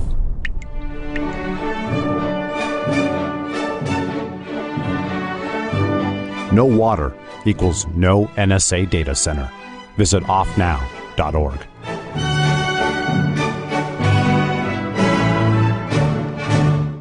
Are you a cryptocurrency advocate? The Crypto Tip is the ideal outreach tool to help new people discover cryptocurrency. It's a printable business card-sized tip that you can give to service providers, preferably in addition to a good cash tip. When the server scans the QR code, it'll bring up an explanation of cryptocurrency, how to install a wallet, and allow them to claim the tip. If they don't claim the crypto, you get your tip refunded to you after a time period you specify. Plus, if they do claim the tip, you get an email alert. Create as many tips as you want at cryptotip.org. That's cryptotip.org. The LRN.FM social media channels have been revamped. We've eliminated Facebook and focused on other platforms like Twitter and Mastodon, the decentralized alternative to Twitter. On our accounts, you'll find posts from multiple LRN.FM show hosts together in one place. Follow us on Twitter at twitter.lrn.fm, or better yet, move to the decentralized Mastodon social media platform at toot.lrn.fm, toot.lrn.fm. I think you'll like it. Why did you move to the Shire? I moved here to the Shire because there's other people around who take liberty just as seriously as I do. I moved to the Shire because I saw videos of people challenging authority and thought that I could get support myself. It called to me, like, do this, right now. I wanted to be around people like me who got it, and once I got here, I knew there was nowhere else that I wanted to be. I've always wanted to change the world, so I moved to the Shire to join people who were actually working towards doing the same thing. The people here are awesome, loving, and positive. It was for the adventure and for the feeling of something important is happening here, and I just wanted to come to sort of be part of that. Visit ShireSociety.com to read and sign the Shire Society Declaration and learn the reasons why, if you love liberty, you should immigrate to the Shire. Plus, connect with others via the forum at ShireSociety.com. That's ShireSociety.com. There are lots of ways to listen to Free Talk Live. Our podcast has been around since podcasts began, and now the FTL feed is loaded with content besides our full show archives. Did you know that we make it easy for you to customize your podcast subscriptions? We have different feeds, one that includes only our full shows, one with just the Daily Digest, and our main feed that includes everything. You decide what you listen to. It's quick and easy to customize your feeds at feeds.freetalklive.com. That's feeds.freetalklive.com. My name is Jacob Hornberger. I'm president of the Future of Freedom Foundation, which Congressman Ron Paul awarded for having an outstanding freedom website. Write us at fff@fff.org, and we'll send you a free 3-month subscription to our monthly journal of libertarian essays and our booklet, Economic Liberty in the Constitution, which George Mason University economics professor Walter Williams praised in a recent column. That's fff@fff.org. Yep, we still do email. Drop your email address in the entry box at freetalklive.com, and you'll be kept in the loop with Free Talk Live. Free Talk Live, the number 603-283-6160. That's 603-283-6160. The real Burning Man. Well, the official one was canceled, and they've gone online for a really lame-o virtual event, which we talked about earlier this hour. But there are still thousands of people who are expected, and apparently are already in the Black Rock Desert, where the event would normally be held, doing their own unauthorized thing. At least unauthorized officially by the Burning Man people, the official Did they get group. permission from the Bureau of Land Management? That's where things get interesting. So we're going to talk about that coming up here. It's Ian, Bonnie, and Aria in the studio tonight. Also, don't forget, you can join us online anytime over at freetalklive.com. And Free Talk Live is brought to you by bitcoin.com. So if you want to learn about cryptocurrency, which wouldn't be too useful in the middle of the desert because you need internet for cryptocurrency, but otherwise it's really, really cool and is changing the financial world permanently. You really ought to take some time to learn about it. To do that, go to bitcoin.com and click on Get Started at the top of the page. You'll get all kinds of useful information, including an introductory video that'll give you the basics in something like 3 minutes. So get over there, click Get Started at the top at bitcoin.com. And if you want to get the latest news headlines, go to news.bitcoin.com. They've got them there updated every single day. That's news.bitcoin.com. Yeah, it's where you get into, like, what's the deal this year? Because the Burning Man people negotiate, the official Burning Man people, the bureaucracy of Burning Man, negotiates with the bureaucracy of the Bureau of Land Management. I'm sure that is a fun meeting. And this is one of the reasons why there's hundreds of dollars that the tickets cost, because they literally pay the Bureau of Land Management a ton of money. So is this government-owned land? Yes. Oh. Yeah. Just Black about Rock Desert. everything west of the Mississippi River is government-owned. 2/3, right? I think so. Of the land west of the Mississippi. So, and of course, that's one of my critiques of Burning Man is like, why don't you just do it on private property? I'm sure the Bundys would be down for it. Right? But then, you know, they probably wouldn't get along with the liberals that are organizing the event and so on. But they would probably get along with money. Probably true. So, anyway, here's the details that get interesting about the unofficial, unauthorized event that's going on now. And when I say unauthorized, it's unauthorized by the official Burning Man organization. But thousands of people are going out to the playa anyway to do this. Well, can the Bureau of Land Management stop them anyway? They can send troopers out there and, you know, arrest people if they want to. But it's public property. And that's why they're letting people go onto it. However, they are going with making demands. They're setting rules for the people that will go out there. Here's what they say, according to Vice.com. Besides being smaller, the event will obviously be more dispersed across the playa, less a city than a collection of atomized camps. The BLM, Bureau of Land Management, has also prohibited some of the signature aspects of Burning Man, like art structures and installations, as well as, per a letter of one renegade burner received, bonfires, fireworks, airplanes taking off or landing. How can you tell people in the desert that they can't have a fire at night? It's crazy. Companies that service portable toilets will also be prohibited. In other words, campers can bring out a porta potty, but it cannot be serviced or drained by any professionals for the duration of its stay on the playa. And the people who come to Burning Man by private jet during normal times will have to drive in like ordinary plebs. Heather O'Hanlon, spokesbureaucrat for the Bureau of Land Management's Winnemucca district, where the Black Rock Desert is located, said people are welcome to camp this year, though. Quote, there are no plans to close the playa, and people are welcome to come camping using their own resources. Are campfires banned at any other point of the year? I don't know. That's a good question. But in many of the broader Burning Man community are expecting heavy enforcement of the rules by both the BLM and local law enforcement in the area around the playa. Now, interestingly, they quote people here from... Isn't local law enforcement, like you said, like 25 miles away, and it's just this little podunk town? Yeah, there's not much in the way of local So law. they have like a sheriff, maybe? I'm sure there's like Nevada BLM that can just show up there and harass you. I think that it would be more fun to just organize a bunch of people to go to a place that's not where the Burning Man usually is, because it's going to be like zeroed in on by the cops. Well, that's what they're predicting here, and that's what quotes from the people posting on the Burning Man Facebook group, the one with 120,000, the official Facebook group. Of course, they're trying to talk people out of going, right? So, of course, they want to scare people into thinking that there's going to be even more law enforcement. Remember, one of the critiques of Burning Man is that it attracted a ton of law enforcement. So even though there's a podunk town nearby, when there's 70,000 people coming to a party, that's going to attract law enforcement from all over Nevada, right? Like, so there's sheriffs and, state police or whoever that comes there, and, they're looking to bust you for having drugs or whatever. And they do make several arrests, probably not as many as they could, though. So that's one of the controversies over Burning Man, is the presence of law enforcement. But again, all the more reason to do this on private property. On private property, yeah, exactly. And that's what you were suggesting there, Bonnie, is having this on private property would change a lot about what would be allowed and what wouldn't. But, there's one guy who's predicting that there's going to be every law enforcement officer that could be issuing tickets for every ticky-tack violation that they see that even arguably violates the BLM guidelines or local laws. But interestingly, he's not saying he attended last year and that's what happened. He's just speculating that's what might happen. Yeah, my feeling is that they'll have a very light hand with this. I suspect so. Anyway, let's go to your calls and thoughts. We got Surf Daddy. He's on the line. You can bring up whatever's on your mind in California. Go ahead, Surf Daddy. Surf Daddy? Going once. Surf Daddy going twice. Well, thanks for trying. So, let's see here. What else? Clovis Buford has been to Burning Man about 9 times. He's also a regional contact for Austin, Texas, meaning he acts, as he puts it, as a conduit.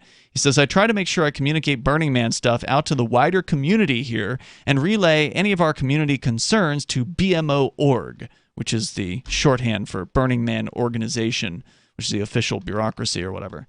If you're out in the open desert, you're responsible for your own experience. Let's hope everyone makes wise choices. With the absence of roads and people potentially driving very, very fast across the playa, he said, personally, I would want my tent lit up like I was calling the GD mothership. So it sounds like it's going to be a potentially wilder experience. It sounds like they install roads to slow people down, and they have things like speed limits during the official event, and that's all gone now. I think better of people than this liberal does. I don't think the people who are attending it are going to be doing like, let's see how fast we can go toward this massive crowd of campers. Or like run over someone's tent or whatever. I mean, they have headlights. They'll be driving cautiously. They're not stupid. Seatbelt laws, all these speeding laws to not run over pedestrians, the vast majority of that is not necessary. Well, if fires were allowed, then it would be easier to see people in the middle of the night. Also who true. Might be having a campsite or something like that. From and the they'll very pictures- quickly go ahead. From the pictures, it looks like there's like no trees or shrubs or Nothing. brush anywhere. It's not like they're going to start a wildfire. Yeah, and they'll very quickly make their own roads. Well, we'll see. It's good. That's how the first roads were ever formed, just people taking the same path repeatedly. And, oh, look, there's now a path there. I mean, for as long as it lasts, I mean, there's a dust storm blows through that path, it's going to be gone. Chance to see a smaller, less built-up version of Burning Man also appealed to Meredith Fortner, who lives in Texas and has attended Burning Man twice, in 2009 and 2017. She says, I saw it as a chance to time travel, to see what it was like in the early days. Almost as quickly, though, she decided not to go. She said, then I read the fine print that there wouldn't be ice or any possibility of a medevac and said, F that noise. Oh, she needs a medevac. Now, what about ice? Well, you're not going to have ice out there. Oh, right? that's true. So yeah. Unless you have a generator, presumably. Right. And there were people who were delivering that previously. So like from the little podunk town nearby, they'd come out and they'd sell ice. That was one of the few things that was allowed to be sold. Because remember, Burning Man, you're not allowed to buy or sell things. Well, those rules are out the window. Yeah, because now, the ice was coming in from outsiders who weren't attending the festival, so you sort of had to buy it. Exactly. Otherwise, they're not going to bring it in. So it's that, which this is another example that the fact that this event doesn't have any rules, the fact that this event is truly you got to be self-reliant here, is actually scaring away a significant portion of people who they shouldn't be there. It sounds like she shouldn't be there. Yeah, if you're worried about a medevac, you really shouldn't go. I mean, how likely are you going to need a medevac in the course of 8 days or whatever anyway? Yeah, just bring a first aid kit. I mean, things will happen if you get overheated or whatever. That's why they do have a medical crew on staff there at the official event, is because people doing a bunch of drugs in the middle of the desert, I mean, somebody's going to be irresponsible with it and they're going to have a bad time, right? And that's going to lead to some issues. Yeah. And well, then that person will reap the consequences of their own actions. Yeah. So it's interesting. It's a fascinating thing. If you are, as I said, a burner, and if you went last year specifically, definitely want to hear from you as to what was 2020 like compared to previous years. If you're going this year, you probably don't have cell service. You probably can't call us from the desert, but afterwards, if you want to give us a call on the way home and tell us, what it was like. Was the prediction correct that the cops would be cracking down? We didn't hear anything about crackdowns last year, but then again, only a few thousand people went. So who knows? We'll see you tomorrow night online in the meantime at freetalklive.com. Good luck to the burners. When a lunar observatory detects a radio broadcast originating from Proxima Centauri, the nations of Earth discover their first contact with an alien race may also be their last. With the Proximans facing an extinction-level disaster, Earth must choose between sending a ship on a multi-year journey or allowing nature to take its course. Saving Proxima, a hard science fiction thriller by Travis S. Taylor and Les Johnson from BaneBooks.com. Are you tired of governments murdering people around the world? Stop using their money. There is an alternative. Bitcoin is a stateless, free market, non-political currency. Bitcoin cannot be inflated or controlled by any government. By using their money, you're helping the state. Stop doing it. You have an incredible alternative available now. Learn it, use it, spread it. Get started with Bitcoin at Bitcoin.com. That's Bitcoin.com. Is oral health important to you? If you don't like your own teeth, fresh breath, or kissing people, then by all means stop listening. Several years ago, I met Jessica Armand, founder and CEO of My Magic Mud, and I became passionate about the product that she created and never want to live without it. It's clinically proven to whiten teeth, but I find it does much more. They want you to love My Magic Mud as much as I do, so they're giving you a money-back guarantee plus 20% off. Go to MyMagicMud.com and use coupon code FTL20 at checkout. MyMagicMud.com, FTL20. What if you want to hear the latest episode of Free Talk Live, but all you have is your phone, you forgot to download our archive, and you have no data connection? You can call our Listen line at 641-793-0191. That's a long-distance number, so you may incur charges. If not, listen as long as you want. 641-793-0191. The Free Talk Live Listen line, 641-793-0191. This is the Liberty Radio Network, broadcasting the latest liberty-oriented audio content 24 hours a day at LRN.FM. From Feature Story News in San Francisco, I'm Ira Spitzer. After 20 years, America's longest war is over. The Pentagon has confirmed that the last U.S. military planes have left Afghanistan 24 hours before President Biden's August 31st deadline. FSN's Nina Maria Potts has the latest from Washington. The U.S. military has flown its last flights out of Afghanistan, completing its withdrawal from the country after 2 decades of war. The head of U.S. Central Command, Marine Corps General Kenneth McKenzie, says America evacuated some 123,000 civilians during one of the most complex evacuation efforts in history. It's important to understand that within 48 hours of the NEO execution order, the facts on the ground had changed significantly. We had gone from cooperating on security with a longtime partner and ally to initiating a pragmatic relationship of necessity with a longtime enemy. Heavy gunfire has been reported in the Afghan capital, Kabul, amid reports that the Taliban has been celebrating. The U.S. is also investigating reports a U.S. drone strike designed to stop another terror attack on the airport killed civilians. Meanwhile, there is no real clarity what will happen to Westerners still trapped in Afghanistan. U.S. Secretary of State Antony Blinken then announced that the U.S. Embassy in Afghanistan has closed, American diplomats have left the country, and that diplomatic efforts would continue from a different country, Qatar. As of today, we've suspended our diplomatic presence in Kabul and transferred our operations to Doha, Qatar. We will use this post in Doha to manage our diplomacy with Afghanistan including consular affairs, administering humanitarian assistance, and working with allies, partners, and regional and international stakeholders to coordinate our engagement and messaging to the Taliban. America's top diplomat also confirmed that as many as 200 Americans are likely still in Afghanistan. We believe there are still a small number of Americans, under 200 and likely closer to 100, who remain in Afghanistan and want to leave. We're trying to determine exactly how many. Search and rescue efforts are continuing in the U.S. state of Louisiana following Hurricane Ida, which made landfall as a Category 4 hurricane on Sunday, exactly 16 years after Hurricane Katrina brought widespread devastation to the region. Well, the city of New Orleans fared far better during this storm due to a rebuilt levee system. 1 million homes around the state remain without power, and the state's governor, John Bell Edwards, expects difficult days and weeks ahead. I can't tell you when the power is going to be restored. I can't tell you when all the debris is going to be cleaned up and repairs made and so forth. From Bureaus Worldwide, this is FSN. U.S. presidents often take credit for solving complex issues with many moving parts, whether they deserve that credit or not. But how